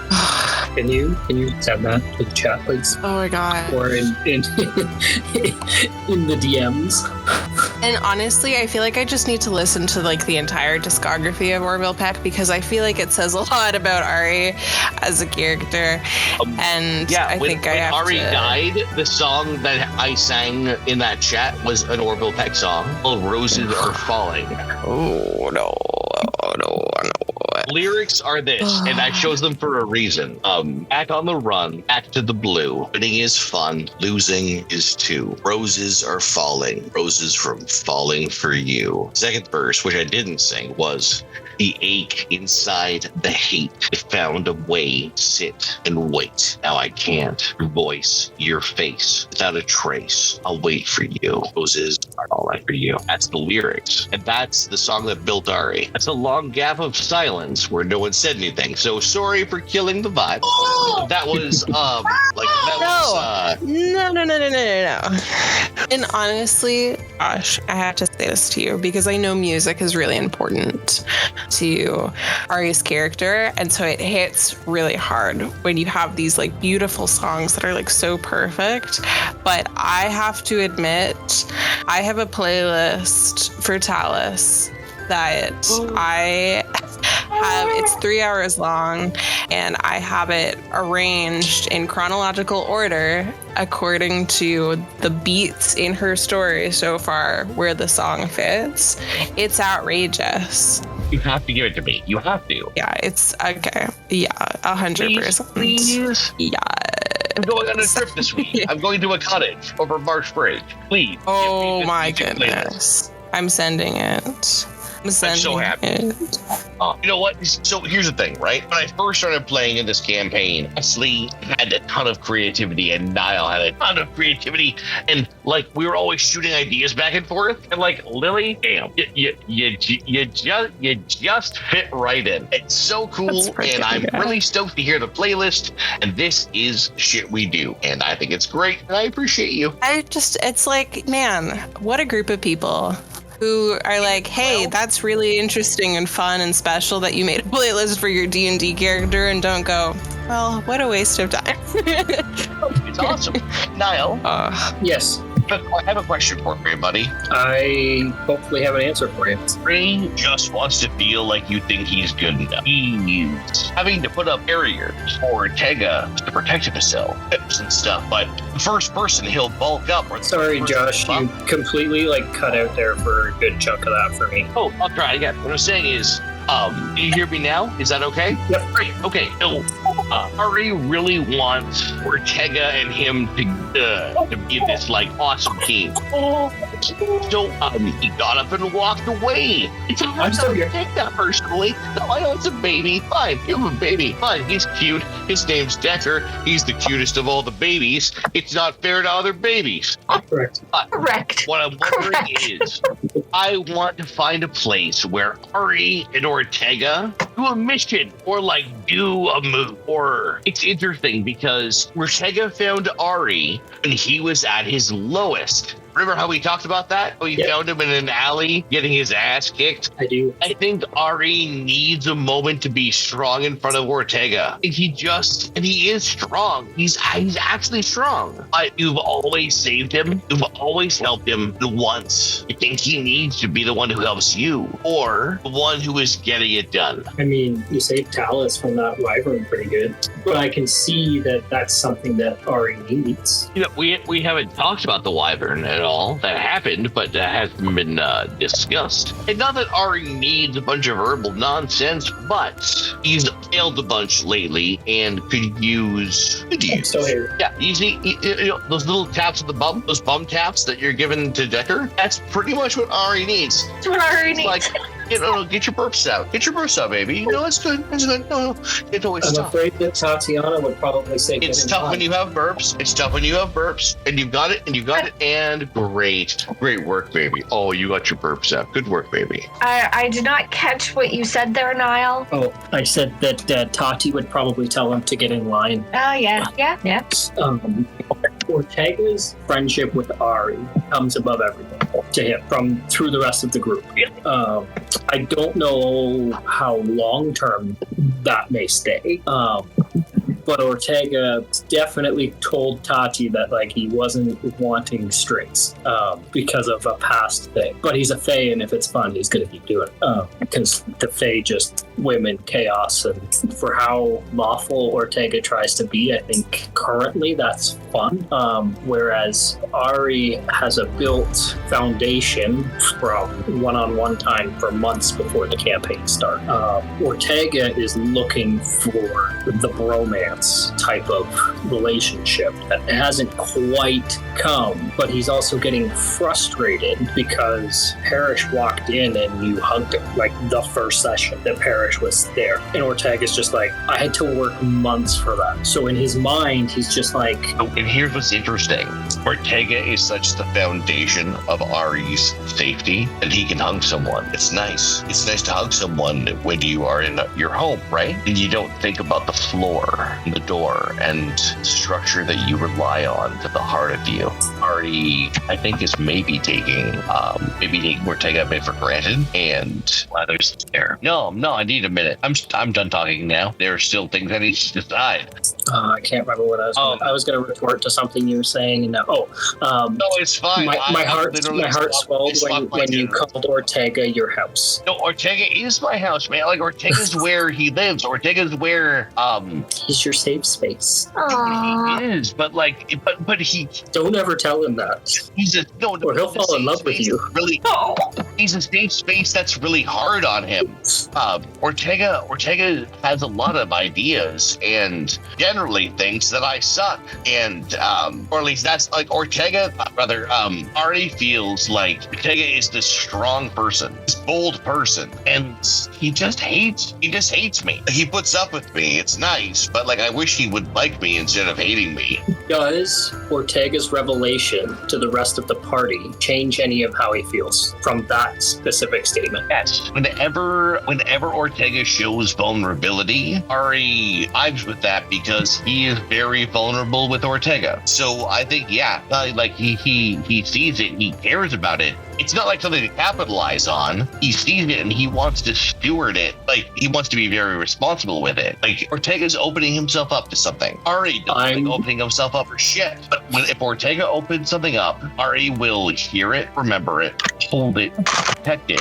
And if someone else makes it big, they will have a revolver against their head in about 3 seconds to apologize. You're going to have to keep all of that a secret from Ortega, or it's not Tatiana's room. He's going to be sleeping in again.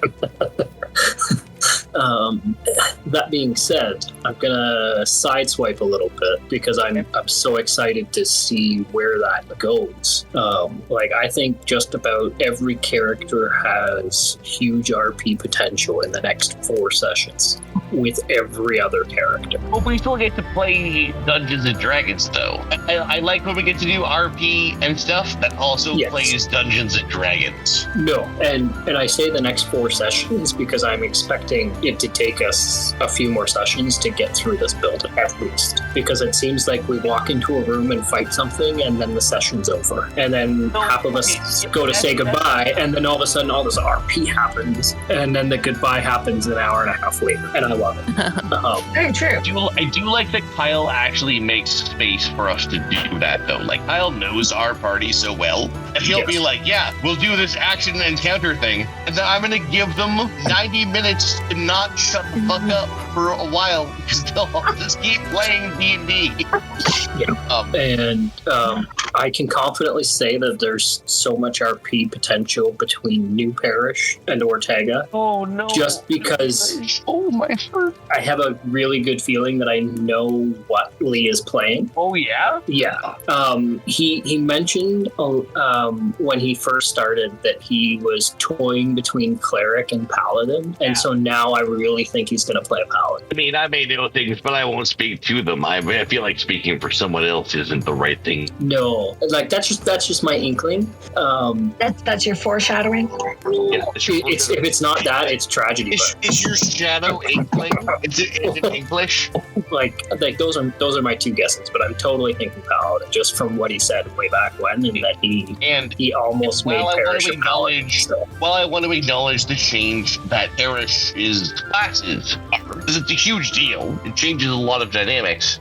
He doesn't remember Ari. No, he remembers our faces. That's it. Nothing else. And that we were friends. I think he's gonna get there. I think he's gonna get there. He's fucking there. He doesn't remember me. He can't, and I can't duplicate what has been. We have to start something new. It can't start from a place with me already being in love. So I think I have to stop. And I think we just need to be for a bit. And nothing has ever hurt me worse. And nothing has ever been able to maybe make me more happy. I will roll the die on those chances. Alice, I love him. You know you do. Oh my god, I want to throw up. It's killing me. Josh, it's killing me.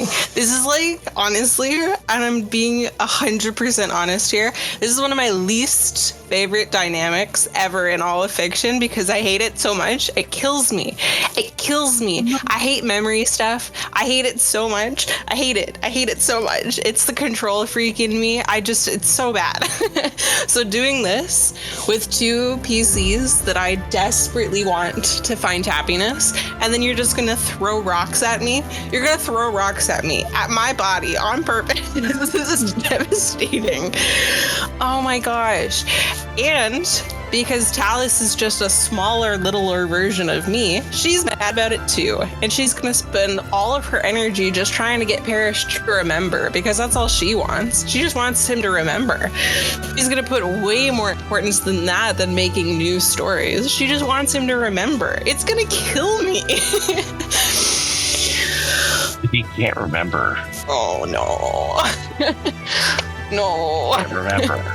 making him remember is still wrong. To be honest, Alice, this is where Ari swims up next to you and goes right close to you and says this. You think I can't make him fall in love with me again? Gosh, I can't do it. Yeah, that'll be great. I'm a huge fan. Yeah, but it's terrible and I hate it. Love him. I love him so much. I can't wait to run into the other party. Now, okay, it's gonna be a problem. Well, here's the thing though. If anyone ever threatened Niall, anyone ever threatened him, if Ortega was in danger, I don't think that I would know what to do. George R.R. Martin, the author of Game of Thrones, said nothing creates better stories than the human heart in conflict with itself. And Ari has conflict in his heart, more love than he has hit points. I feel like that's a good line. I think that's a good line. I feel like that's more love than he has hit points. Is a decent line. Well, I may have killed the live guest because no one else is saying anything. So I think I killed the live guest. I think I. No, I was gonna say. Ruined it. I'm gonna break up with Io if that's hell. No, that's my plan. Why? Why are you gonna break up with Io? It's just how it's gotta be, unfortunately. What are you talking about, Talus? You have disguised self. True story. For an hour, and you have spell slot. Okay. Niall, I like how your deal is Sorry. Person one says, I want to break up a relationship. Niall says, that you can just be a different person for an hour whenever you want. You can probably just make that work. And person two is like, what? End scene, you monster.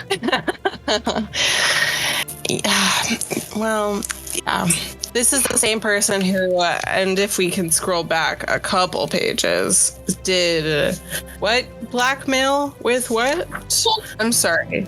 Blackmailing somebody about their dead sister. Yeah, I might have done that. That's the problem with the Fae, is that they do crazy shit. That's too much. You should work on that. I will not be disguising self.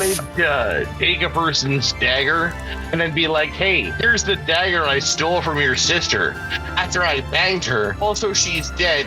Here's her dagger. Let's make a deal. That was your strategy. That was a real plan. That was a real thing you said. Okay. Real plan. Hey, when he gets an idea, he doesn't always think it through. Apparently. He's smart, but he is not wise. Let's freaking go!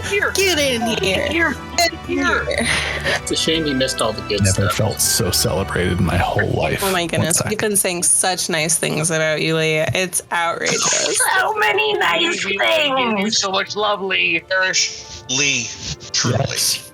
It's great to have you on the call, man. It's so great to have you on. We've been chatting for a while, and we've been saying, honestly, truly, all nice things about you because we think that you're great. I think all of you are great. Isn't that nice? But here's the thing. I want to make it awkward right away. I'm going to do this because I'm a bad person. Yeah. Here's what's happening. Hey, Lee. Hey, Parrish. Mm-hmm. Talk to me about Ortega and Lady Tatiana. Oh, they fucking. Parrish's opinion on them? Lee's opinion on the characters? What are we looking for? Because Parrish's opinion is... Yes. Yes is right. Niall had it right. The answer is yes. Yeah, I think let's deal with it as you asked it. Them... The two characters, not individually. Parrish was very much of people have casual encounters, and towards the end of his life, he was like, oh, maybe actually they do have something a little more there. Yeah, that's what you get for coming in at me. End of his life still hurts my feelings so bad. That's rude. That's rude. That's unkind. So I actually gave a fair amount of thought towards what Parrish thought of all of your characters for this last episode, which I assume was spoken about. And because I was like, I need to have last words for everyone. I gotta twist the knife one more time. Oh my god! And I think Callus was the easiest because Parrish had like Parrish knew how he wanted to help her. Ortega was a little bit harder because I don't think Parrish saw the through line of how to help him. And like we haven't gone over the whole Parrish's character in this because I lost my footage or recording of our other illicit Fireside. Parrish very much needed to fix everyone. That was his character flaw. With Ortega, he didn't know how to do that. And all he could see was, I want to acknowledge your suffering, and I want to say that I'm sorry, now you want to go in. I want to acknowledge your suffering, and I want to say, like, you're okay, you're not alone. The way you're going about fixing it isn't going to fix it. Parrish never got to hear Ortega's story. I know. And for Lily Tatiana, hardest by far because we'd had so little in-character interactions, but like I think it was so important that we had to like give the shield moment in the episode before. It was the I think originally, and I know I used the phrase like terrified of her. I didn't mean that in a you're scary way. Definitely when Parrish first came into the party, he was the one you were the one he was very unsure of because very could not quantify, very could not control, very outside of his wheelhouse. You could probably overpower him and he couldn't talk you down from things because he didn't understand you. Understanding people was very important to mechanically how he worked, but also just as a person. And I think in that kind of last, words to her was a relinquishment and acceptance because he saw that she wasn't unsafe. He just didn't understand her, and that felt unsafe to him, and that's okay. And the sort of like acknowledgement that you cared about everyone, and the acknowledgement that like you were a strong person who he didn't need to fix because you had already done your own work, and like just take care of them and be kind, because maybe you need to be a little more kind sometimes. And for Ari, I actually had planned to just leave you with there isn't enough time. I was kind of hoping you might, but like, to be honest, what you did has set off a creative path for me, and I'm really glad that you did that prompt song. It's given me a lot of important space. And I'm not going to say any more words about it. I will say, in our illicit Fireside, you were like, yeah, I took some Bard. I don't know if I can go any more into Bard. I was like, I'd take that as a personal challenge. You said it. It's true. You've lost your powers. I have never seen a D&D player go from like a level 6 character to a level what the hell? Like, that's...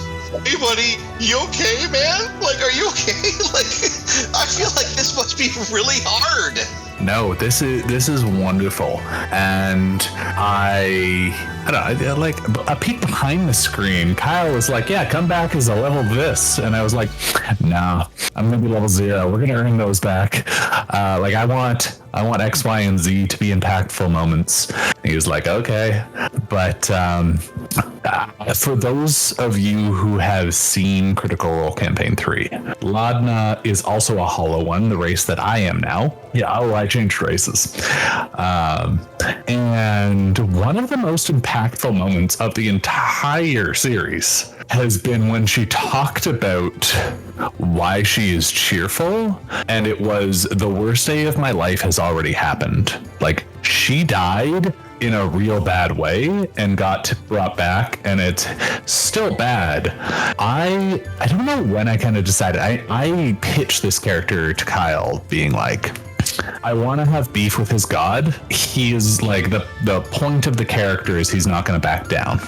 And I got put into the situation where Kyle was like, it is either Ari, it's Parrish, or it's both. And I was like, well, Parrish is not going to go quietly into the night. He is going to But like, I think I captured it well in the speech. Like, he was made to love this god. There's always going to be a part of him that has to. But I'm sorry. I really have to pop in here. The speech to your deity, to the Raven Queen, and the way that you did goodbyes. This was, I mentioned this before you came on the call, bud. But I will repeat it because I don't give a shit.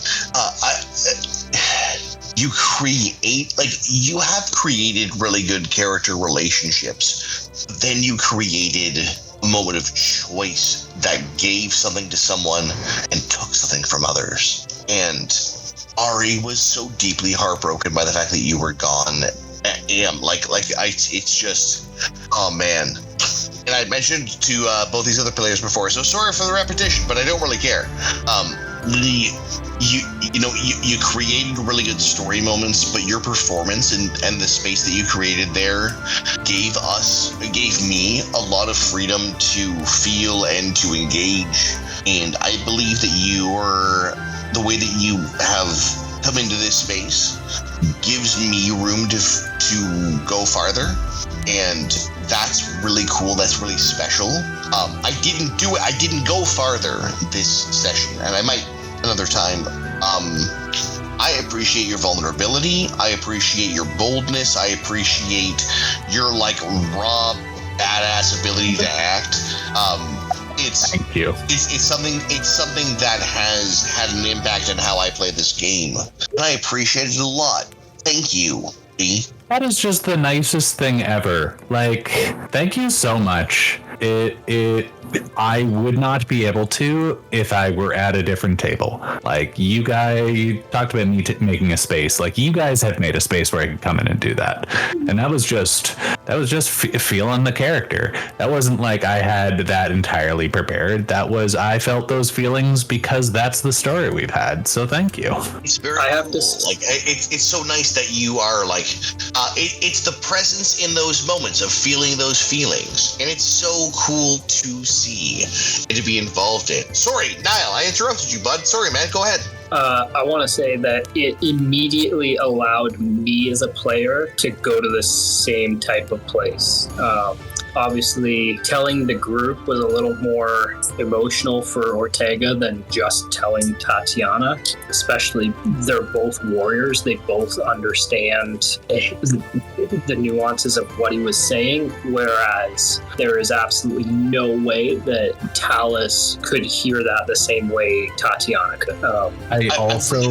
Sorry, go ahead, Lee, please. I was just going to say, me and Niall have talked about it in personal or DMs, but I wasn't 1,000% decided on the full character build when that episode happened, because I was like, I don't need to worry about that right now. And when Niall, and I was not expecting you to, I felt like I was pretty confident I was going to really make everyone feel some feelings. And then when Niall came in and was like, move over, I'm also going to do that. I wasn't ready. and it just locked in like Paladin Oath of Redemption. That was already what I was going to do. Are you going Oath of Redemption? Yeah. I wasn't sure if I was going to take any Bard of Tragedy, but I'm like... I thought you were going Bard of Tragedy. You were talking about how it was your favorite. Full Oath Redemption. No, I was always going to go more Oath of Redemption than not, because I just love the idea of drawing my power not from a god anymore, but my belief in other people's ability to change and get better. Oh my god, that's so perfect for Parrish. Oh, and introduced into the party in this episode where it's like Ortega has basically been like, I can't forgive myself ever, and I'm just over here cooking being like, motherfucker, you can forgive yourself when we burn that bitch's hut down. Oh my god. Lily, by the way, I wasn't prepared for part of Parrish's resurrection to be you coming back with giving things up. Yeah, Lee, neither was I. I fully I fully was just like, honestly, I'm just going to reach out to Saigon because it's what Talus would do. But Lee and Kyle probably have a plan. I don't want to take anything away from that. That can just be Talus's little private moment that she does. And then we'll move on. Hello. That was not what happened, actually. And that was rough. That was rough for me because now I had to like reconcile the burden of someone's given something up for me in this resurrection now, and so my afterlife has to mean something.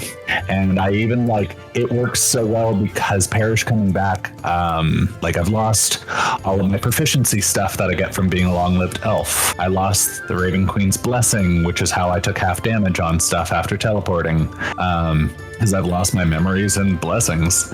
And I was characterizing it like it's the best moments of his life in this world. Like it's the music with the halflings, kindness to strangers, meals with friends, all that stuff. And then you're just like, yeah, let's give him some beauty. And it's like, yeah, that's what he was. That's what I wanted him to come back as. And you just solidified it. So thank you. Yeah. I'm cooking with that, by the way. That's not getting left by the wayside. You don't have to. It's fine. It's just, because Talus isn't gonna. I don't know about that. I didn't do anything. I don't know. Big thing. I think I didn't make it overt enough. When Parrish came back, he recognized you as Talus. He doesn't recognize how you looked before. No. Oh my god. I have to go take a walk. Okay, that's really cool. I am gonna start crying. Give me 1 second. Oh my god. I also like how we had discussed afterwards, like your stats changed to reflect your new, I guess, we'll call it beauty because you took Talus's beauty. Well, she gave it to you or whatever. So like your body isn't as weak as it was. It's much stronger physically than. Yeah, I asked Kyle if he wanted me to reroll stats, and we both agreed that it wasn't the right call. And so I'm glad there's been like two in-game reasons why my stats have changed slightly. My charisma and wisdom have switched because I lost a lot of myself. Oh my goodness. I'm so sorry. My charisma and wisdom have switched in part because I've lost a bunch of myself, in part because probably Talus gave me a bunch of beauty. And I was telling Niall, my constitution has gone down to what my strength was because the Raven Queen is trying, like, there's just nothing left. And I'm only there for the sheer fuck you, I want to be here of it all. But my strength is much higher because I love this line and I'm going to use it in game at some point. But I was only weak because she never needed me to be strong. Oh my god. To go along with the, like, she just needs a very obedient servant. She didn't need someone who could. Can I just say one thing that it's very meta and not meant to be part of game? He was always strong enough for me. Oh, get out of here! I'm just saying, like it's there's something to it. Ari is looking for someone who's always perfect and impervious, but he's looking for kindness and strength. Oh man, Ortega's got to fight with our parish now. For Ari's affections. I would say, buddy, like you might be Mercutio in this here deal. Yes. Oh look, my God. Lily, So... I love your brain. Lily, I love your fucking brain. You're brilliant. It's, what a wonderful person. How could... It's just exactly that. Oh my god. How could you all say such beautiful and hurtful things? Yeah, I'm gonna go on record right here and say Romeo's a fuckboy. Mean? Yeah, so okay. weird and mean. What? Oh no, he's going away. Well, it's too bad. I miss his face. I can't believe we have a Niall, love. let's talk. square. Niall, come here. Okay. We're gonna have a conversation. I haven't moved, but I'm much closer than I was before. No, it's fine, and I appreciate it, and I appreciate you. Now, here's the deal. Ortega's being a real dick. Ortega's being mean all the time. He's always criticizing and being a dick, and then sometimes he has this choice to not be a dick, and then he chooses to be a dick, and then sometimes you have to roll a die, and then whenever you roll your die, wherever it lines up, it rolls on to be a dick, and I'm just having some trouble. And if you could turn down the being a dick a smidge, with the rolls from being a dick, or the under 6 being a dick, or the over 6 being a dick, and maybe just Ortega could be less of a dick, and he could just be like, hey, I love you, or like, hey, I think you're a good person, or like, hey, do you want some eggs? As opposed to like, hey, you're a bad captain, or like, hey, you put a gun to me once, I hope that you die alone in a hole. Never said that. Maybe. No, I know you didn't, but I'm saying potato, tomato. And I think maybe Ortega could just be like, even 30% less a dick would be this like crazy change for the whole party dynamic, and Ortega would like sleep better and feel better. It's good to feel like your best friend doesn't hate you. I think part of it is that Ortega hates himself too much, but there's also the part that he's... Then I have some Ortega love to share, because there is Ortega love to go around. And I'm not just talking from Lady Tatiana. She's got that side covered. I believe that there is Ortega love to be found.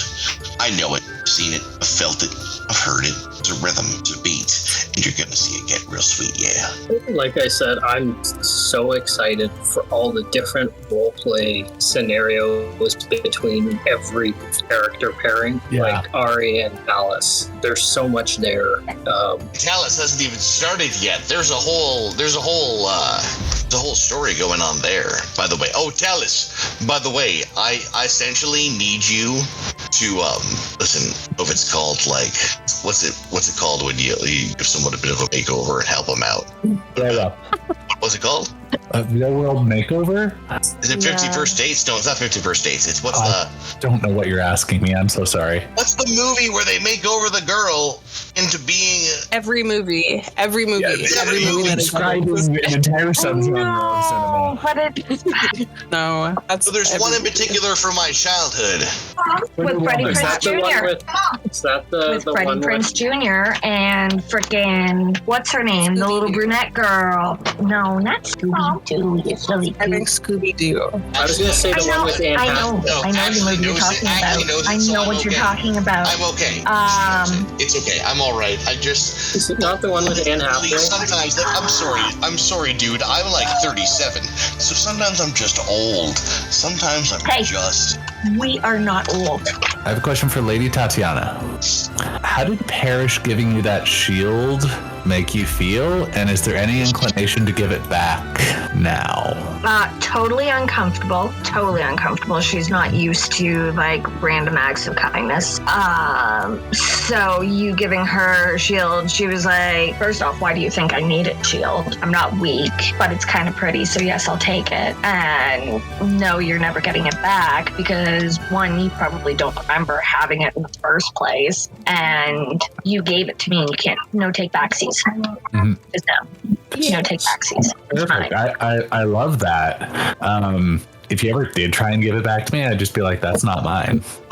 Yeah, probably. Well, just because I'm trying various ways of getting across, like, this is not the same character. He just happens to share the same body and backstory. Lee, I'm just so sad about it. I'm so happy. Oh, no. On a total side note, No. What are you knowing? No. You're not saying no. Stop. No, I do know, but I loved him. I'm such a baby. Oh, I know. Okay, here's my question. We know this, but I loved him. No, I loved him. Okay, sorry. You go first, and then I'll ask my question. I have been trying to say this for 5 minutes before we get too deterred. 1, 37 is not old. If you're saying you're old, that means I'm old. If you're not old. 2, the movie is called She's All That. Okay. Thank you. Oh my the one with Amanda Bynes? You know what? Ashley is usually right, but now I've never seen her be more right. the most correct she's ever been. Okay. Now I'm going to ask my question to Lee. Yes. In order, from most affected to least affected by Parrish's death. And I put Parrish as number 1. Yes, please. I'm gonna say Ari number 1. Sorry, what was the question? Sorry. Wait, what? I'm getting him so to sorry. Yeah, I'm getting Lee to rank the characters in the party from most to least affected by Parrish's death. Oh, okay. Yeah, Ari number 1 seems about right. Yeah, I actually think this is a pretty easy one for me. Ari, Talis, Ortega, Tatiana. And I got pretty clean reasoning. Ari, duh. That's good. That's good. Yeah. Talis, I think she's having to confront, hey, I don't trust this guy at all. What's his deal? And then suddenly a self-sacrifice and be like, was I wrong? That couldn't be right. Do I need to take responsibilities for actions? No. Ortega, third only because he has dealt with death before. He has dealt with tragedy before. But I think he was happy in his little family and it felt right and it got shifted. And he recognizes the sacrifice. And then Tatiana is sad, but I think ultimately is not going to be like, it's not something that would shatter her. It's not something that would impact her. She's undead. Well, there's an element of unchanging in that. I was gonna say, I wonder if Tatiana sees this for what it is more than anybody else. Yeah. Oh, that's really fascinating. Oh, I have not thought of that at all. I'm so excited to see Ortega And here's the and thing, new right? Parrish. Like, Parrish doesn't remember Ari. Ari, to presuppose and bring back what was there feels like an affront because he chose to give it up. So he's going to talk with Alice and Tatiana about that. But he's also just going to love his friend, which is what they were. They weren't more than that before, but he's going to need to hold. He needs to wait and see if this is even the same person, or if someone like Ari, if someone like Nocturne has any right to be happy with Parrish. Make Lily cry. Make Lily cry. This is just the Simpsons meme. Like, say the thing. I love that I chose to do this with this character because Parrish was a good character, but I always imagined him at the end of his journey. Like, he had done his story arcs off screen. Huh? Yeah. Like, I didn't have a lot in mind for development for him because he was largely like a healed person. Not perfect. He wasn't like, Raven Queen Jesus. He was, in his own way, arrogant, and he definitely was I can fix everyone, I can save the world. What I want to... Which is something lovely, by the way.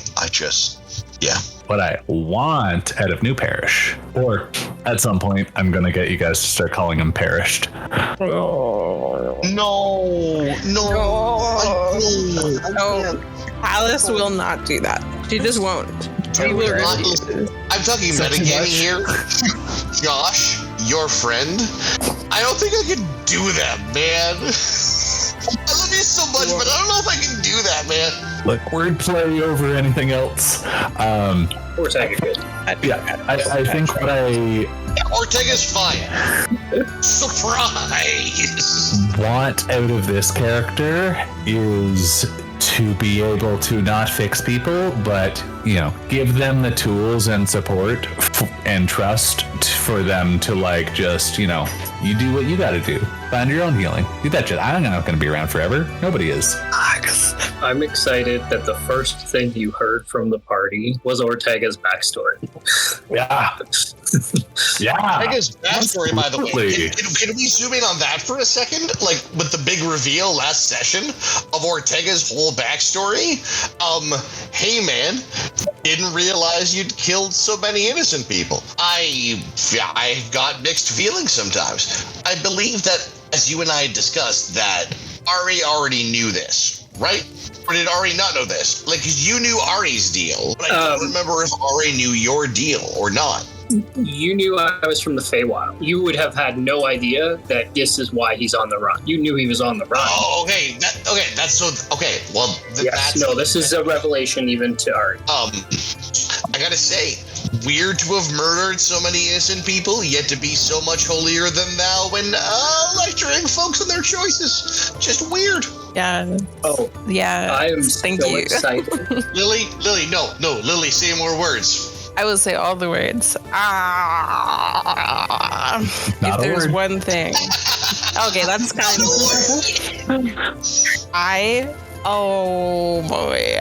The self-righteousness. Canceled, absolutely canceled. And I know it 100% for Ortega comes from this place of like, I made so many terrible mistakes. Nobody else can make those same mistakes that I did when they have so much greater potential than I do. That's all great, except Talus doesn't want to hear that. So I'll just continue to be mad, and that's pretty cool. This is me doing she's gonna tear you apart. She's gonna tear you apart. It's gonna be so good. Is a ticking time bomb, and I'm waiting. It's bad. I'm waiting for it. It's getting worse too.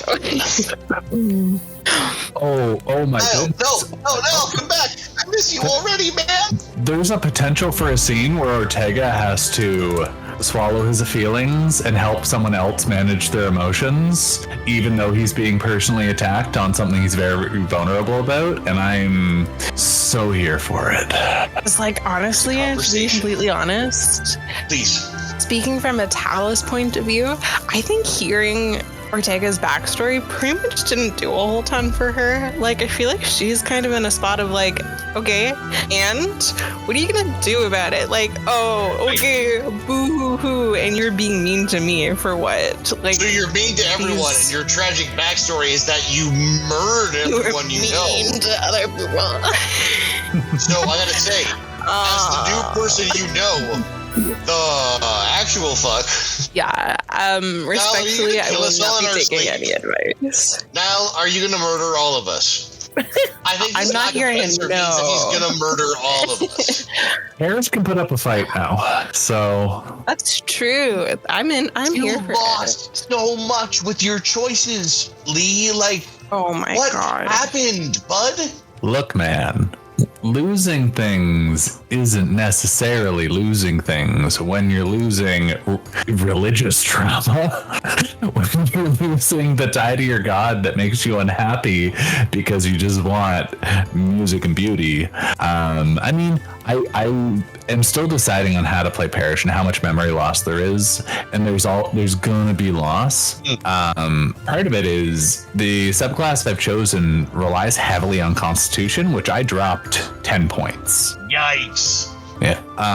Kyle did shoot me a little DM being like, Lee, your build is not good. Especially when I was like, Kyle, I need permission for two things. One, I want to take a fighting style Paladins don't have access to, which I think is a good fighting style.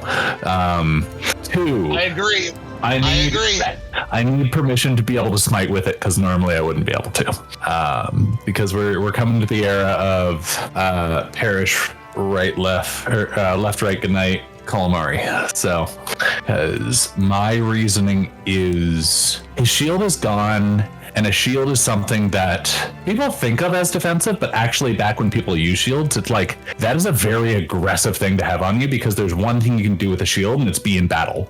And so it's like, you're looking for a fucking scrap. It's like, that's why parrying daggers were actually way less like aggressive, because it's just like, yeah, I have a knife to cut food or do a million other things. The other thing is, like, my weapon had a bell built into it, and it was like my holy symbol, and it was like, I cannot have this. And I was trying to think, like, what weapon fits new Parish? I was playing with quarterstaff, and it was like, to make this good, it's like 2 feet, and like my stats aren't great for it, and I don't really have that, and it just didn't fit. And I was like, you know what, I want to go unarmed. And I explained it to Kyle as, I always want to have an empty hand to meet someone else's. Someone's extending theirs, I can meet them. You're like, is there are you crossing over any monk mechanics for unarmed? Or Nope. The fighting style, if you are not using a shield, allows you to have an unarmed strike of 1d8, bludgeoning, lethal, or non-lethal. And as a bonus action, I can grapple. And if I have someone grappled, I can do 1d4 damage per round with it. So it's not bad. Like, it's a... You can put him in a clinch? Yeah.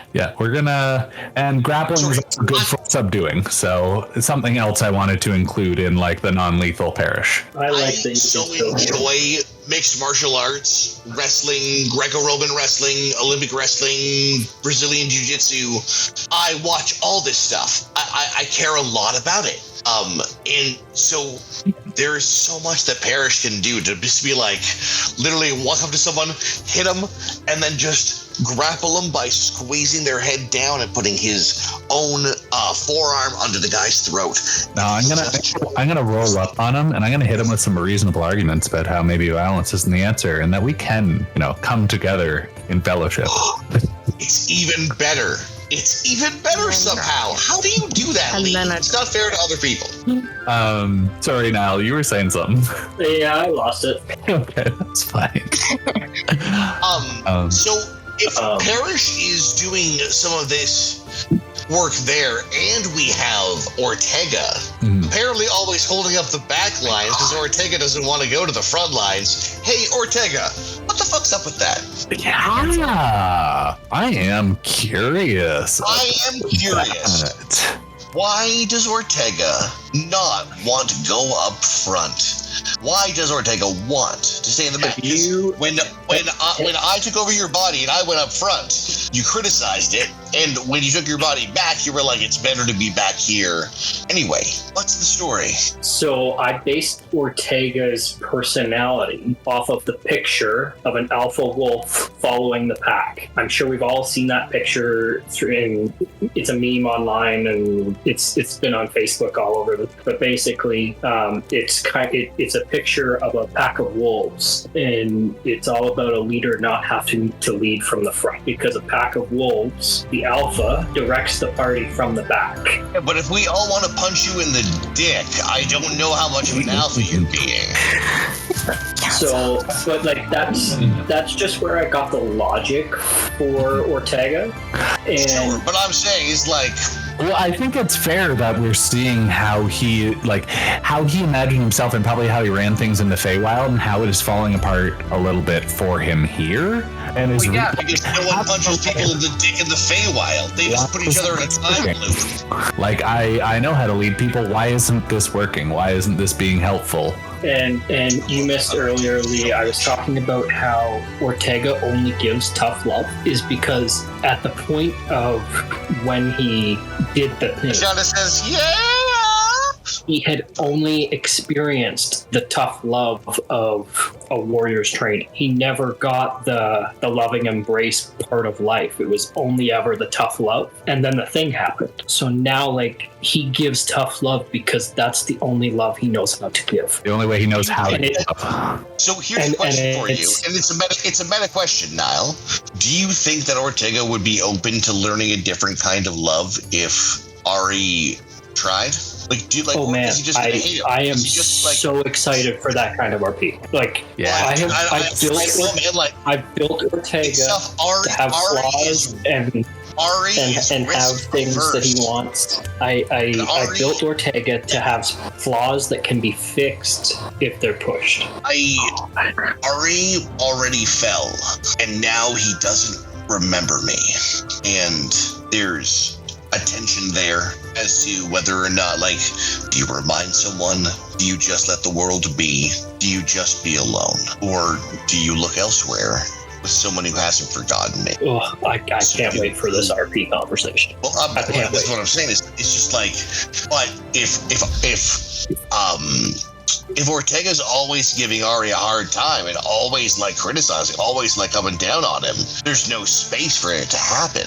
There's gotta be space. Right? And Ortega needs someone to go, hey, you can't just do that. Because he doesn't know that you can't just do that. Right? Like, well, okay, this actually comes into when Ari died, and you were Ortega was having some feelings, obviously.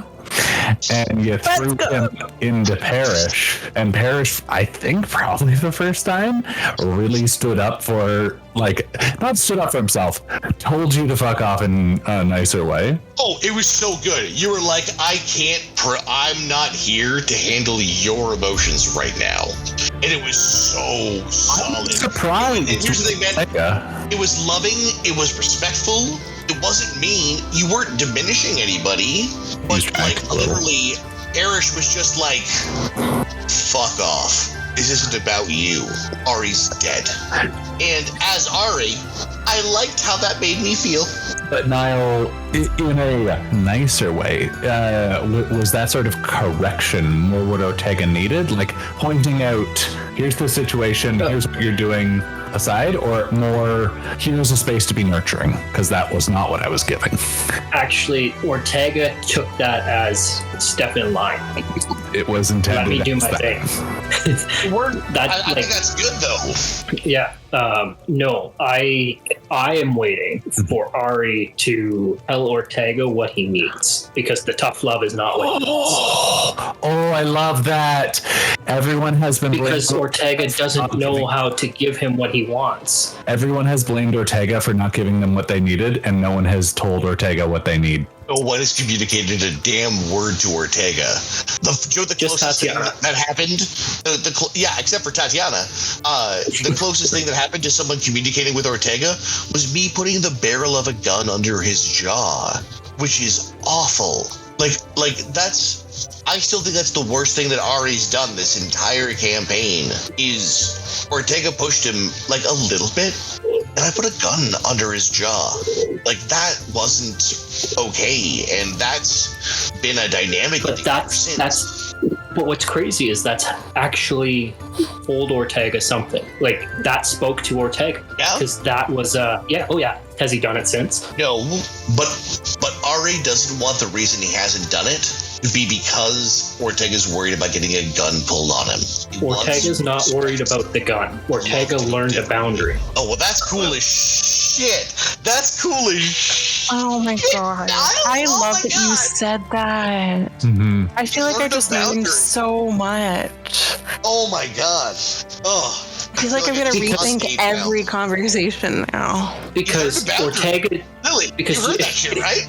If you remember, Josh, Ortega basically did the same thing back to Ari, and I think Ari learned a boundary as well. I can't remember the exact context, but it was a reciprocal thing.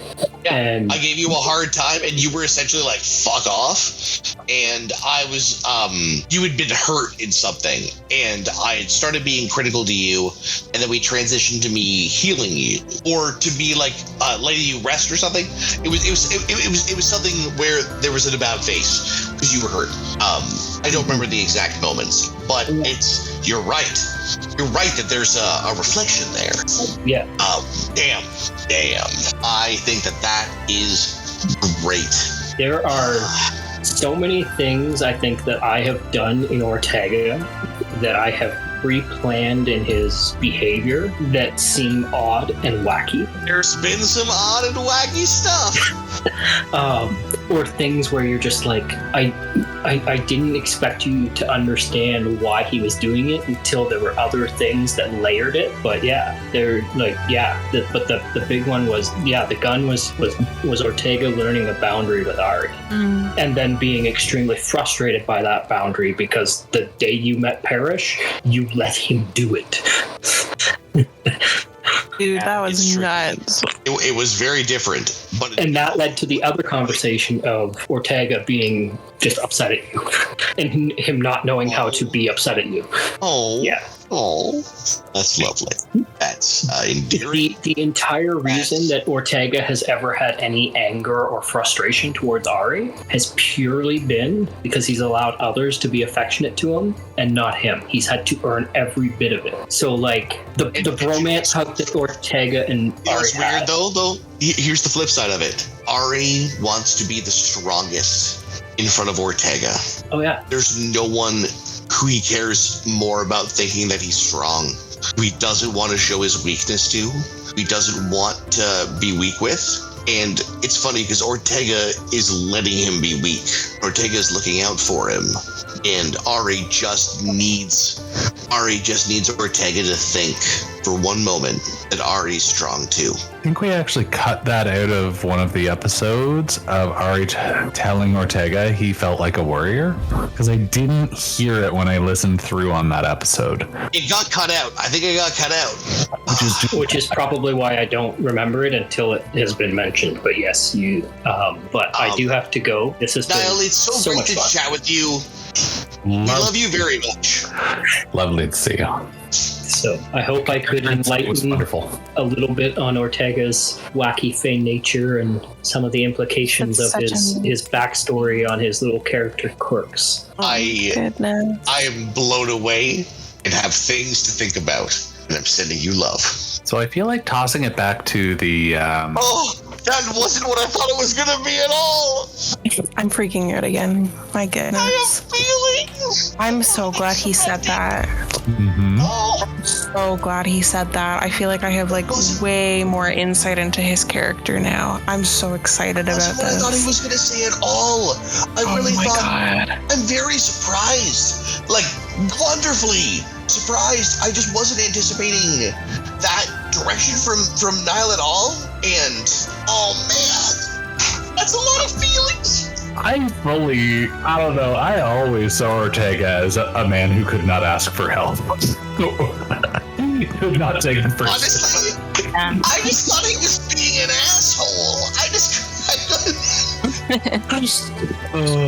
Which is very Ari, by the way. He just like as an ass. I'm really curious because Lady Tatiana has forged a deeper connection with Ortega much sooner than the other character. What a classy way to put it. Yeah. Well, no, I think more. Look, I'm saying it like Parrish would, because Parrish is like, whatever, sex happened. That's cool. All good. But you guys... I've just never heard anything around sexuality called foraging, and I just think that it's... Forge. Like they have made a connection. Somehow even better, man. Somehow even better. She forged it. You want to know how you forge things? You nail it over and over again. Yeah. But... I'm sorry. I think Lady Tatiana... Ding. You did wrestle the giant. How do you think Lady Tatiana kind of has had her opinion change about Ortega throughout the series thus far? Because I've only seen it kind of in the, I was introduced and pretty immediately you jumped into bed and there was a connection, and that's cool. But how were her kind of more internal processes throughout the episodes? Like, how did you get there? Because you got there before any of us. You've obviously seen deeper. I didn't think about that. Because at first, like, from like the beginning, she can't stand him. And the whole needing to arm wrestle the toughest person in the room and this ego that he portrays at first, to then having to make up for embarrassing the person that he's beaten, to like it's just, you can see his character just divulging little bits of who he wants to be after he's put his foot in his mouth. Yeah. Or just before, exactly. And I think at first it started off as more curiosity than anything, but now as she gets to know like his story, and it's I don't know. I was saying to Josh and Lily earlier, this is either gonna go really good or we're gonna get to the next town, he's gonna fling off and it's gonna go real bad. I just thought after you said it, where if he does that Lady Tatiana is like suddenly everyone that Ortega bangs ends up like being found dead in an alley with all their blood sucked out. She was actually just hunt everyone he's hooking up with. I don't know why I thought of this. Maybe it was just like one or two. But like I just thought, I don't know. It was an idea. Should he be daft enough to try? the conflict that will happen between them is it would be interesting. So I don't know. I'm excited for either way to play out, I guess. Just because this Fireside, I kind of pose, well, it let you know pre-Death Parish's opinions on Lady Tatiana. How would she have felt, or, I can assume how she would react, which was disengaged, but how would she have felt and reacted kind of knowing that and like knowing that's how he felt about her? I don't know. It's because she basically feels the same way about Parrish. Like, it's funny the way you said things to her, like, you just take care of everyone. She thought that was your duty. You took care of everyone. And now with you dying and then coming back, and then Ortega saying, yeah, you take care of everybody, like, you need to lead. It's bam, bam, bam. And it's not something she wanted to do. She doesn't want to take care of everybody. She has a hard enough time taking care of herself. It's very, very, very, I don't even know. I don't know the words for it. I don't. But yeah, I don't want to take care of everyone. He definitely didn't mean to thrust it upon you, like Ortega did. Okay. But no, it just like, I don't know, my thinking behind it was basically I can't give you any advice. Good luck. Thanks for all the fish. Like, do you know what Hardy wants to say that he hasn't said yet? Yeah? Don't you hurt him. Don't disapprove. Don't just talk to him. Who? He cares. To me? No, to Ortega. I'm just saying. I'm saying this to her of just like, don't hurt him. I can hurt him a little bit. I think he likes it. Just talk to him. That's all. He'll be him. Please. Don't hurt my friend. Please. While you're stewing with that, no, sorry. If you're good to go ahead. I had a question pop into my head. If we could go through everyone, how do you think the party would have changed? 1, if Ari stayed dead, or 2, if Parrish stayed dead. Diabolical, I know. I'm not going first. Someone else go first. Lee, you get to go first, because I just asked Tatiana a question. Yep, Ashley's up. No, sorry. Lily's up. Or Ashley's up. I don't care. I'm not in charge of things. I have a lot of feelings right now. I think if Ari had stayed dead, I think Ortega would have gone like mad. Like, I think he would have like raged for days, and there would have been like nothing to calm his chaos. I only got so many calm emotion spells stocked, and I did keep one stocked for Ortega. It's a good emotion to keep when you got a barbarian like Ortega in the party. This is gonna sound bad, and I don't mean no, hit us with it. But no. It's really great, and this is such an easy space to chat. It's all good. The way I see it, Parrish did die. Parrish didn't come back. Thank you. He is not the character we were traveling with. And will he regain some of that memory? Maybe. Hopefully. I hope so. But at this point, he's very obviously not the same. And I don't think any one of us knows how to deal with that, since so far everything that's been suggested, like, oh, I don't know, playing your music for him has not worked. Other than, oh, this is a jamming tune. Like, hey, I think where'd you learn that? Like, hey. I love that. Oh, it's so sad. But Thank you for just acknowledging his passing. You're the only character who really has, and he is a different character, but not really, but kind of. But like, I felt like Tatiana would be the one to just like understand it best. Yeah, 100%. If I can jump on that for a second, like, I 100% think that, like, I'm too sad to talk about. Tatiana has had this like amazing thing, especially in the last episode, where it was like, oh, as much as you don't want to be the person who's taking on this responsibility, you don't want to be the leader, and all of that is like very true and real. You also had this like very interesting presence of like, okay, I know what this means. I'm going to communicate his last words to Ari because nobody else is going to fucking do it.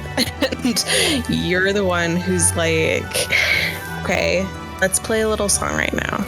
See what happens. You're like the one actually moving us through the motions instead of staying in that grief and that panic and refusing to move on. Because Talus is absolutely still there. She doesn't want to accept that Parrish is gone. She's gonna eat that dead horse and comes back to life. Like, she can't do it.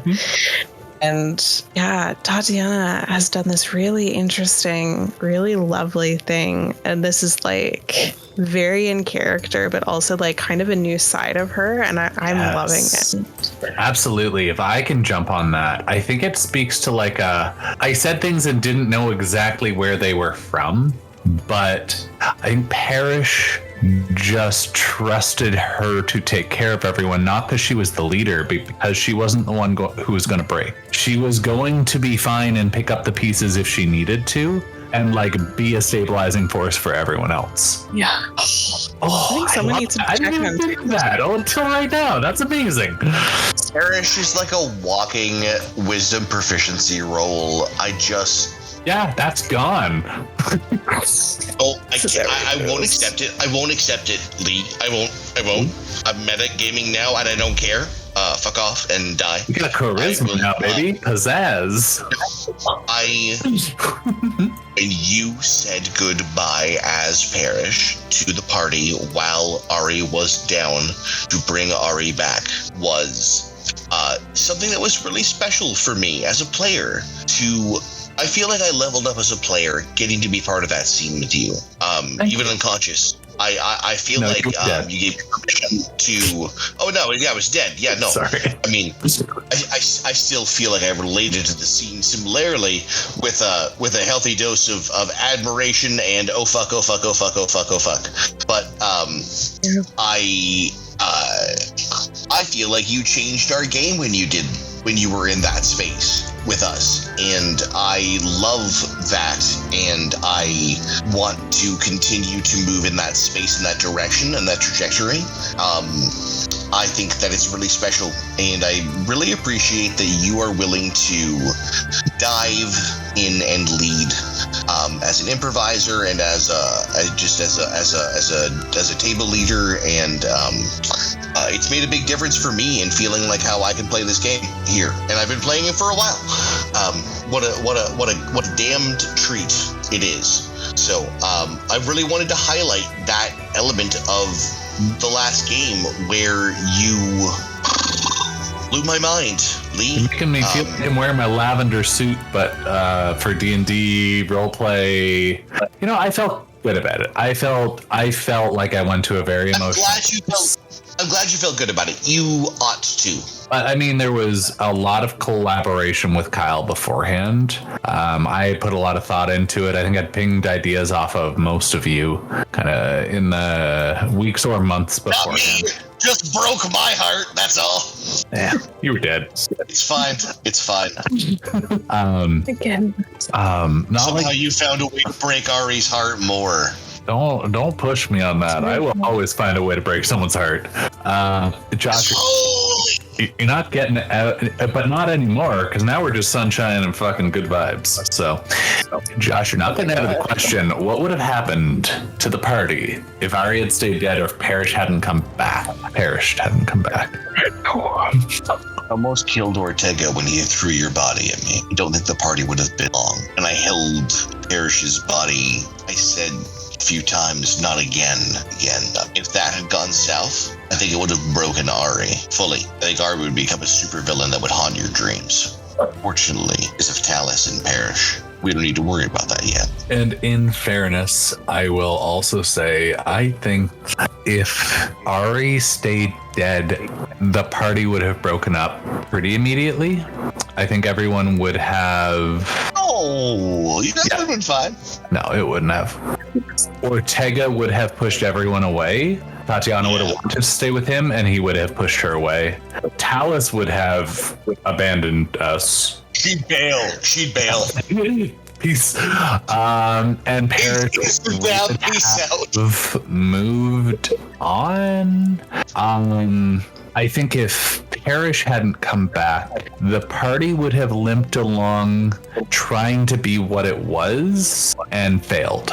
Ari couldn't have continued. You would have tried for a bit, though. I would have tried for a bit, and I would have failed. And it would have taken a few times of putting a revolver under his own neck before he said it's time for me to leave. So we got the best. Ari could never have been able to rest in peace or be a peaceful person with how things had been. He would have to find something. He would have to change everything. He'd probably start by trying to find his mom. Hope that went well. Dedicate himself fully to the bard lifestyle. Love it. I don't know what I want for Ari. I was thinking about. Does he go bard? Yeah, I was thinking about taking bard and what amount of bard to take, but I think in the second half of the episode, coming back to Ortega's backstory, coming back to the party being not on its feet, I think Redemption Paladin was like, I think it's 1 to 20 redemption now. Wow, that's a big change in your dynamic. Yeah, this is Parrish not sitting back and judging and saying I could fix the world. This is Parrish saying, well, let's get in there. Let's give people the tools they need. Is this a situation I shouldn't stick my nose in? Don't care. Let's do it. Dude, I love the frustrated cleric who says enough is enough. Like, that's so badass. Do you know what? I've never, I played the cleric in my last campaign for 7 through 20. Very different character. But nothing would have ever entered my mind about breaking up with my deity to just be like, fuck off. Like, it was the scene that you had with, it was, I don't know. You had a lot of powerful scenes the last session. And I think you and I have discussed before about how engaging it is when Kyle does deity work. And I was nervous because you raved about it and I heard a bit of it. And I was like, you fought the deity. You told the deity to eat a bag of dicks. And it was perfectly fitted.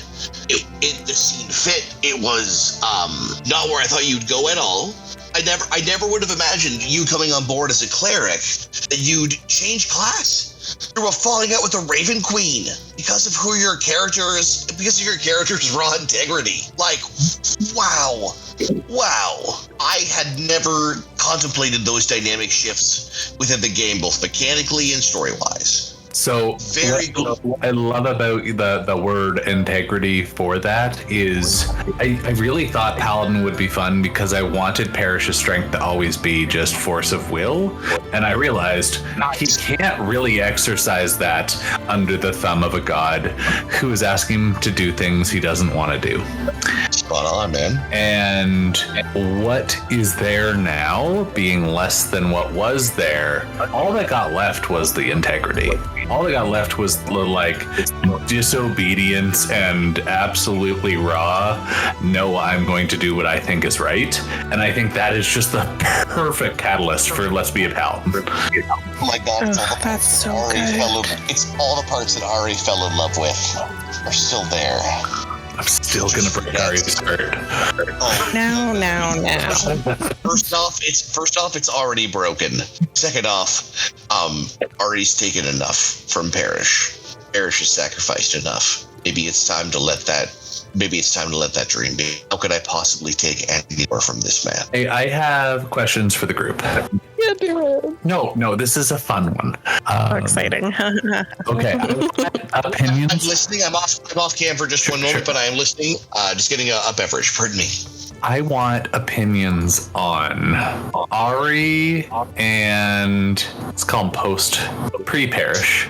Oh my god. Working out Ari and Post Parish working out, and Ari and Ortega working out. Is there is there something there? Is there maybe a little? Like, I ship them a little bit. See, here's the problem. Now, here's the big problem. The massive problem, if you will. This is a big problem. Before you, Parish, Lee, before you said anything to me about you and Ari, I was like, Team Ari and Ortega all the way. And I was like, yeah, it's a problem, okay? And I was like, maybe that's just a me thing. But like every 5 seconds. You were Team Ari and Ortega? Yeah. Oh, I see it. I see it for real. Because it was like literally every 5 seconds you'd have like a little moment that would be like, okay, obviously they're at each other's throats, but these two people are deeply in love with each other, obviously. This is and then so like straight roommate characters who is just gay as fuck. Yeah, obviously. We all see what's happening. And so then I was like, okay, clearly those guys need to fuck. Obviously, these guys need to fuck. Obviously. And then I was like, okay, maybe I'm like totally misreading this. And like what we're really trying to go for is like a diehard like brotherhood. And I can get behind that too. And then we did the Ari Parish thing. And I was like, oh my God, guys, they're in love. And then now we've got this opportunity for a post-Parish Ari situationship where it's like, oh my God, what if your love transcended memory loss? And you know I hate that. I fucking hate that shit. I don't like it. But I'm willing to keep an open mind. But then I want to try, Lily. God. Read the fanfic. We'll still read it. But then we got Ortega over here. And I'm like, I don't know, dude. I don't know. But then you're pulling Ortega over. And suddenly Tatiana's over here too. What are we doing, man? It just keeps going. Dude. Let's just get you pull. The queue will fully start. I'm just saying, I've been in it since the beginning. I've been Team Ari and Ortega since the beginning, and then I was Team Ari and Parish, and now I'm sad again. I don't know, man. All right, Ashley, thoughts, feelings on that? I got it here. Yeah. Okay, first off, Ari, I don't share. Second, I am definitely Team Ari and Parish. You might have to step up your game then. What? You will be dead in an alley. Excuse me? No, I know. To be honest, I wish I had said yes. Ari in the says back alley, like the whore you are. This is perfect. I'm so happy right now. To be honest, at that point, Ari just raises his glass and cheers you. Understanding fully.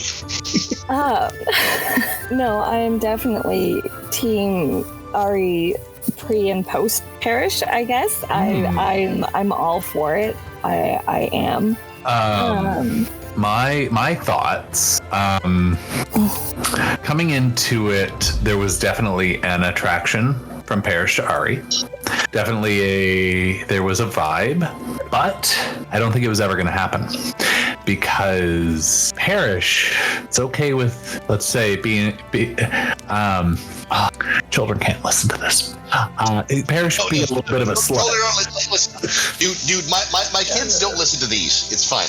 Parish is a little bit of a slut. Like, look, Parish lived a real long time. Parish has gotten up, but Parish has also fallen in love and fallen deeply in love and had to outlive romantic partners being frozen in time and taking care of them in their old age. And the healer too, so like what a responsibility complex. And Parish just met you, and Parish was not going to sign on to that. It was like, buddy, if this is going to happen, you got to give me like 10 to 20 years to warm up to the idea. I move slower than that. Ari would have given him 50. Well, it's gonna throw up. It reminds me of, have you played Mass Effect series? Anybody? Yes. The span conversation of random characters you can overhear of like talking about, well, it's not, we're going to get the fish and it's going to die in a couple of months, but it's the time we spent with them that really matters. Yeah. By the way, hi. I would like to talk with you all about Mass incapable of that. Effect because I care a lot about that game series. It's the RPG I played the most. Interesting that you nailed it. It's the one I played the most. And Ari Ortega, Parrish, I think was like, I don't know. I think he could see something there, but I think he saw the trouble there more than he saw the love, but he saw the trouble. Oh, you guys. Oh. And post Parrish, I don't think it'll happen.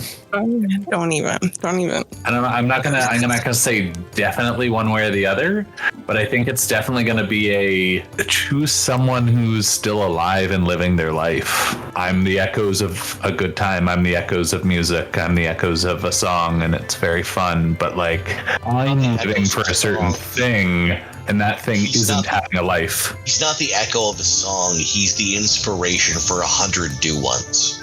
For someone else to play. For me to play. Did you all do Listen, this? Lee, you might as well understand it. You might as well know. I'm coming for you. Hey. I'm like Ari is not letting this go. Swiggity swooty. Coming for that booty. Yeah, Ari. Essentially. Your opinion on Parrish post Parrish. With lyricism like that, why would you even doubt why?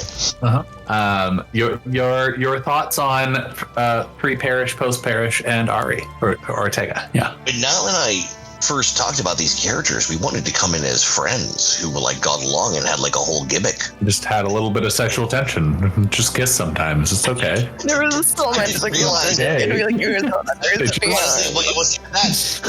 He was just like being cranky. And I'm like, you're cranky, and he's like, fuck you, and I'm like, well, no. And it was just like, I don't know. We bickered a bunch for a while in the early parts of the campaign. We just bickered.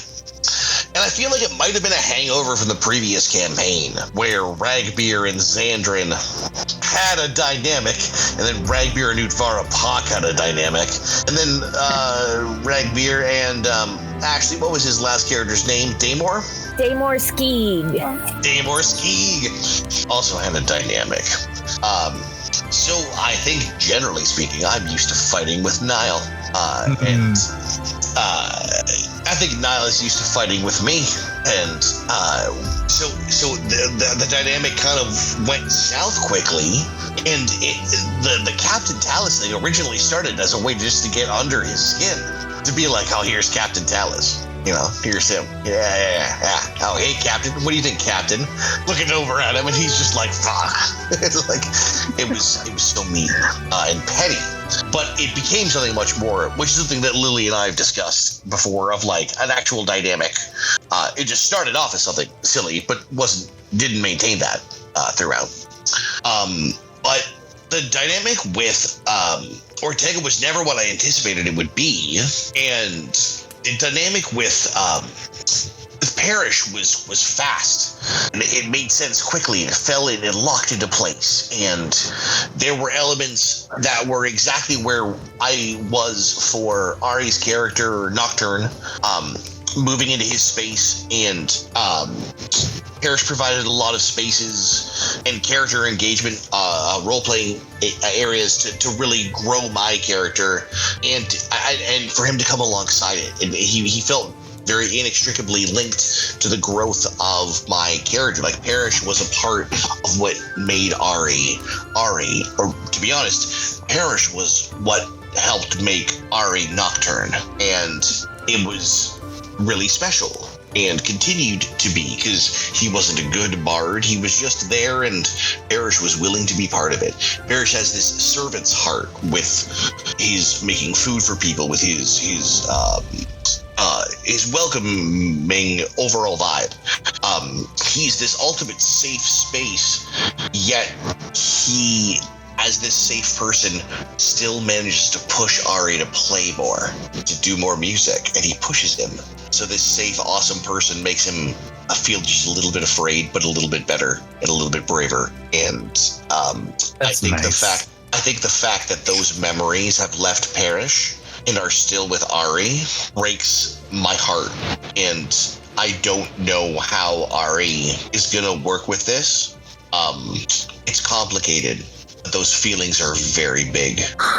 Oh my god. Guys, have I mentioned how much I hate memory loss stuff? I hate it. I'm sorry. It wasn't originally like my plan for the character, but I was just gonna like fully remember who I was and then be a paladin, but it seemed to work because I really wanted to get across the what was lost. I haven't decided how much memory loss there really is and what will come back. No, like I think it's perfect to let it grow again. I think it's a dynamic, it's a party dynamic shift that I've never experienced at all, that I feel like you are so capable of doing at such a high level that I'm really excited to see it play out. So I would say embrace it and go for it. Like Lee, your capability is through the goddamn roof.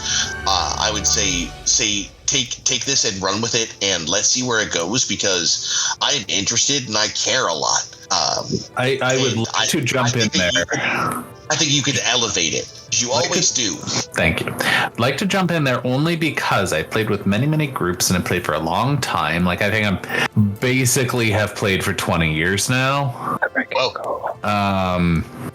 And the fact that I feel comfortable and confident in exploring a character in a complex way speaks not to me being a good player, it speaks to the group being very good, because I absolutely would not try and do that if I didn't feel it would be understood and people were able to work with it and like responsibly, especially dealing with kind of difficult subject matter. And just like you guys have multiple times showed me your depth of character development and role play and being able to do stuff. So I was like, yeah, let's do something fun. Let's do something I've never done before. It's not like I've had experience with this kind of character development before, but it was something that felt right for the character. And it's similar to what I was telling Josh about Parrish coming back using unarmed, is it just felt right for the character, because I was like, no weapon fits his hand anymore. He's a person who wants to diplomacy first. He's a person who doesn't ever want to kill. Will it ever happen? It also allows him to go unarmed into any situation and not be useless and defenseless. I feel like there will be I foresee two particular wonderful situations from that particular build, and this is just me fanboying out, but I see at some point some tense negotiation where some guard of the king is going to come, or like of the viceroy or the whoever the fuck is going to come up right next to you and be like, step back, and just be like, nope, and twist him up into a pretzel. Or there will be some time where I think you're going to knock out a dragon by punching him in the dick. Or the jaw, or the eyeball, or maybe, honestly, to be honest, the dick. I think that's how it's going to happen. I just have to say, unfortunately, because it's a lizard, all of its genitalia is actually internal, so that would be pretty difficult. I hate to break it to you. I'm so sorry. You haven't listened to enough. Not another D&D podcast. In the first episode, in the first campaign, dragon genitalia is mentioned very upfront. So it's wonderful campaign. Oh, you said really? It's internal? Yeah. Okay, well, here's the thing, though, right? I watch a lot of UFC. If you hit someone in the liver, you should know where the liver is. It knocks folks out. They fall down hard. Oh, liver shots are bad. It's real bad. Liver shots are really bad in any martial arts, right? Like, they'll drop you. So what I'm saying is, if someone knows where they're hanging out internally and can, like, liver shot them in the internal dick, like, maybe there's... I've lost proficiency in medicine. Oh, well then you're out of luck. Yeah, I love it. No chance. You'd need that medicine check to know where the dragon dick is. The only way I heal people now is good vibes. So. Wait, so are we now down a healer as a party? By the way, do we have a healer anymore? I got cure wounds stocked. I got lay on hands. That's all we need. Lay on hand. Great. Awesome. Anyone have Revivify? Anyone got Revivify hanging around? Soon. Look, it didn't go great last time, if I'm being honest. The one fucking time I cast it and just spent 300 gold worth of diamond dust. By the way, sorry about that, man. I totally blew your diamond. Man, I was like, Lee, it's not going to work. And I was like, great, I can't wait for it to not work after I use it, because obviously I'm still going to. That would be great for character development. Look, no, don't worry, guys. I actually have Revivify stocked, so it's totally fine. Do you actually? How do you ever Revivify? I have an arrangement with her friend, so it's not so much that I have Revivify stocked, but it's more like she has Revivify stocked, and I could just reach out to her if I needed to. If you make me a servant of Saigon, we are no longer friends. Lily, friendship over. I will cancel our Discord chat. I will shut it down. I will never. No. Listen. No. You would be alive. Let him die. Nope. Rather be dead. Rather be dead. All dead. Could not be me. It could not be me. Oh my god. Alice would give anything for anything. She's so crazy. You know, it's true. Like I've built up some stuff with Talus. Could you imagine if Ari had a deal with Saigon? I wouldn't let it happen. What if he didn't care? What if he said, sure, the last few people I've known have either died in my arms, become enemies, forgotten everything about me. Maybe it's time to take a different path forward. I'm sorry, I hate that. It's time to take care of myself. Nope. Wouldn't let you. Nope. Maybe. Absolutely not. Nope. Absolutely not. Patty doesn't like deals for power or any of that sort. You will learn this lesson. No. The idea that you, Ashley, my love, my dear, of all people, would stop me from joining Saigon is insane to me, because you kept Saigon in my life for like 4 fucking years. Every week, every other week, you're like, oh no, everything's fine, cool. No, I'm just gonna like sell all this city's souls to Saigon. There are a few people I convinced to sign contracts and give her more power. Yes, I do remember this. I do. It was a very dark side of my life, and I regret it, and there will be no more empowering that evil succubus of a demon sucker. Now, interesting, you say succubus, and I'm just thinking, like, sometimes somebody needs a sugar mommy. Could it be me? Yes, it could be. That could happen. Maybe. Who knows? Parrish just turned his back on the scariest sugar mama of them all. He just turned his back on the Raven Queen. Yes. My God, you turned your back on the Raven Queen. I didn't turn back on the Raven Queen. I stood toe to toe and told her, look, if that's what you need, this is what I'm gonna need. Yes, let's go. That was so baller. Kyle was like, this is baller. It was like deeply baller. Here is Parrish's line in the sand. He was like, well, something's got to give. And I was like, look, here's how I imagine things happening. And I think I did a fair job of being like, I acknowledge that you have all the power in this situation, but it's like, you can take Ari, you can take me, you can take us both. If you take all of me, you're getting all of me. And there are parts that I am gonna shit in the fucking well of the Shadowfell. Like, you are not getting your good little soldier bringing me all back, and I already paid for Ari, so. Ari wanted to jump into that beam and just hold every part of your soul down he could. No, like, I already said it. Like, I feel good. Like, I am unburdened. I am unshackled. I'm glad you're feeling unburdened. Yeah, I honestly. How does it feel? Do you feel all this unburdened? Because I don't. I don't feel unburdened for shit. Parrish came back and it's like, guys. Hey, who are you? What's up? Like, I don't know what we're doing here, but I'm feeling pretty good about it. We know each other, right? And Ari's just like, let's explain to Parrish what the fuck we're doing. I don't know if anybody knows what the fuck we're doing. Why are we here again? Oh, totally other plot. Cool, no worries. Oh my god.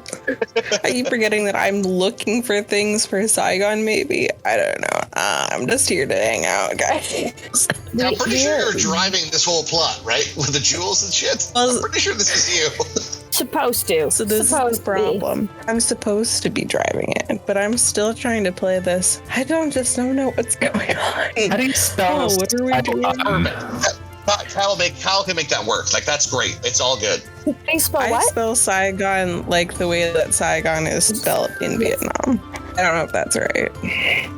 Sigon. Sigon. Okay, I got it right. Yeah, that's how I've been spelling it for years and years and years. That's how Kyle has tested it to me before. Okay.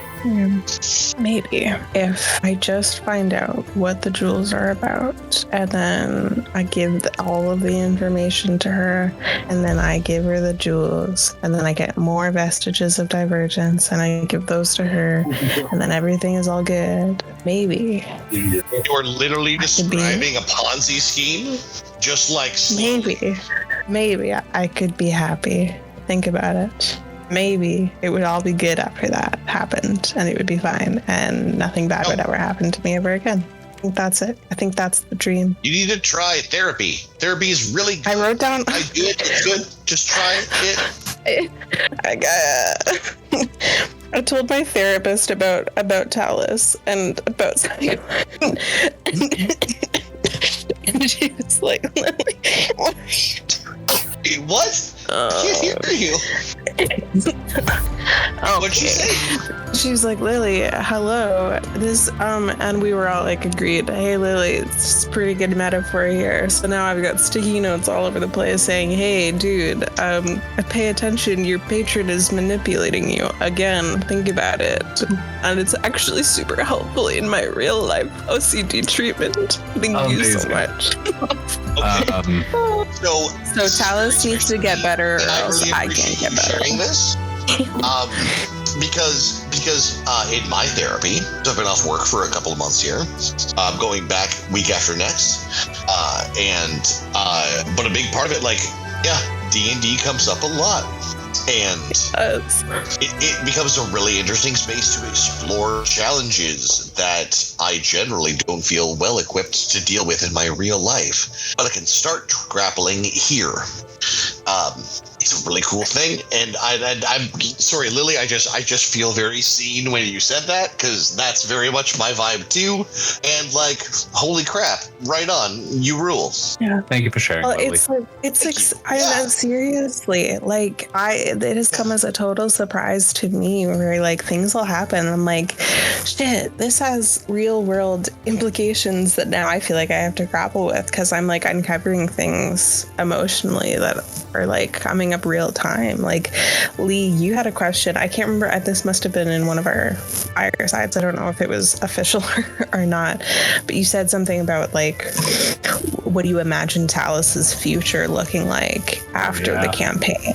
And I was like, fuck. Like, I was like, I'm like so not even there. I was like, I forgot that like people can have futures. And then I was like, shit, like that actually, not in like a whatever. But like, seriously, it's kind of one of those things of like, oh, I haven't imagined a future that's peaceful or like free of suffering. That's just like not in the headspace yet. So when you said that, I was like, interesting. Let's unpack that a little bit and examine like Talus and this group and this space have actually become a really, really valuable storytelling tool that has real world implications for me. And I really appreciate that, because I would not have gotten that in 99% of D&D groups. And I feel very, very, very privileged. It's like, it's impacting my life meaningfully, and that is valuable to me. So cool, and I feel the exact same way. The chances are really slim to find people like this. And you're part of that. For me, for all of us. No. So, My cheeks hurt from smiling so much. I know, right? Outside of the immediate story needs, where does your character want to take the party next? This is not a binding conversation. This is just top of your head. For me, I'll start, if it helps. I want to go to Nicodranus. I want to meet my mom. I want to head in that direction. I don't have a reason to go there yet. I'm not going to force people to do that. Like, that's not his style. But that's where I feel like his sails are blowing. Does anyone else have an idea of something or some place in the world that they want to go and do and see? We might not be able to, who knows? But I'm curious if there's some place you guys want to go. It's a very good question. Parrish doesn't remember anything, so he probably doesn't care where he goes. I know things. No, that's a fair point. I know things still. I think I'm probably going to be more ignorant of the world than I was, but I feel like maybe the place is less important than the story goals. Maybe that's the better question to ask then. So yes, I know what Parrish wants to do, and it's to go where he's needed. I think he very much wants to be a support character in kind of the truest sense of he wants to support everyone in their healing. However, Parrish isn't the only one home anymore, and perhaps there are some other inclinations of what they want to go and do and see that we'll explore some more at a different time. No, I don't want to think about it. I think Parrish is in a very good place at the end of their story, and there might be a little voice in their head being like, Paladin Redemption, but you remember that war you were a part of for a long time, and they burned all those halfling villages and killed all those people, and you had to plunge a dagger through their heart? Like, does that person deserve redemption? Do they? So I'll get a fun second chance at grappling with some morality when I've got a literal evil paladin in my head. I love that. I love that so much. Oh my god. I wrote it down and I was like, I love this so much. Like, I have such a hatred for Udvarapak, and I know what the insidious nature of that creature can be. Or if that creature is too good of a term. Monster? That monster I can be? don't want this for Parrish so much. Like, he shouldn't have to. I'm a little bit worried that Udvarapak is stronger than Parrish is. Absolutely not. Absolutely not. Well, we'll see, because I'll try and redeem him. Let's freaking go. You can't redeem Udvarapak. No, there's no redemption for Udvarapak. He is the servant of Lolth who tried to destroy the world and almost did. Yeah. Until we stopped him. Yeah. Until Leovir killed him. Hey man, you not being able to redeem him is your problem, not mine. Wait, I'm sorry. Are you trying to out cleric Ragbeer? Huh? I was Ragbeer. I was mother fucking Ragbeer. Yeah, you were. And do you think the war cleric is the best one to redeem someone? In Baton words. Look, not everyone can be redeemed, but you gotta start somewhere. I need to meditate on this for a while. I'm gonna really try to not think about burning your house down for the whole night. I'm gonna try, and I'm gonna do my best. But I mean, fuck around with the war cleric and find out. Okay. Parrish Mr. Left, Right, Good Night's ready to go, and he will buy a beer after. How tempting and lovely.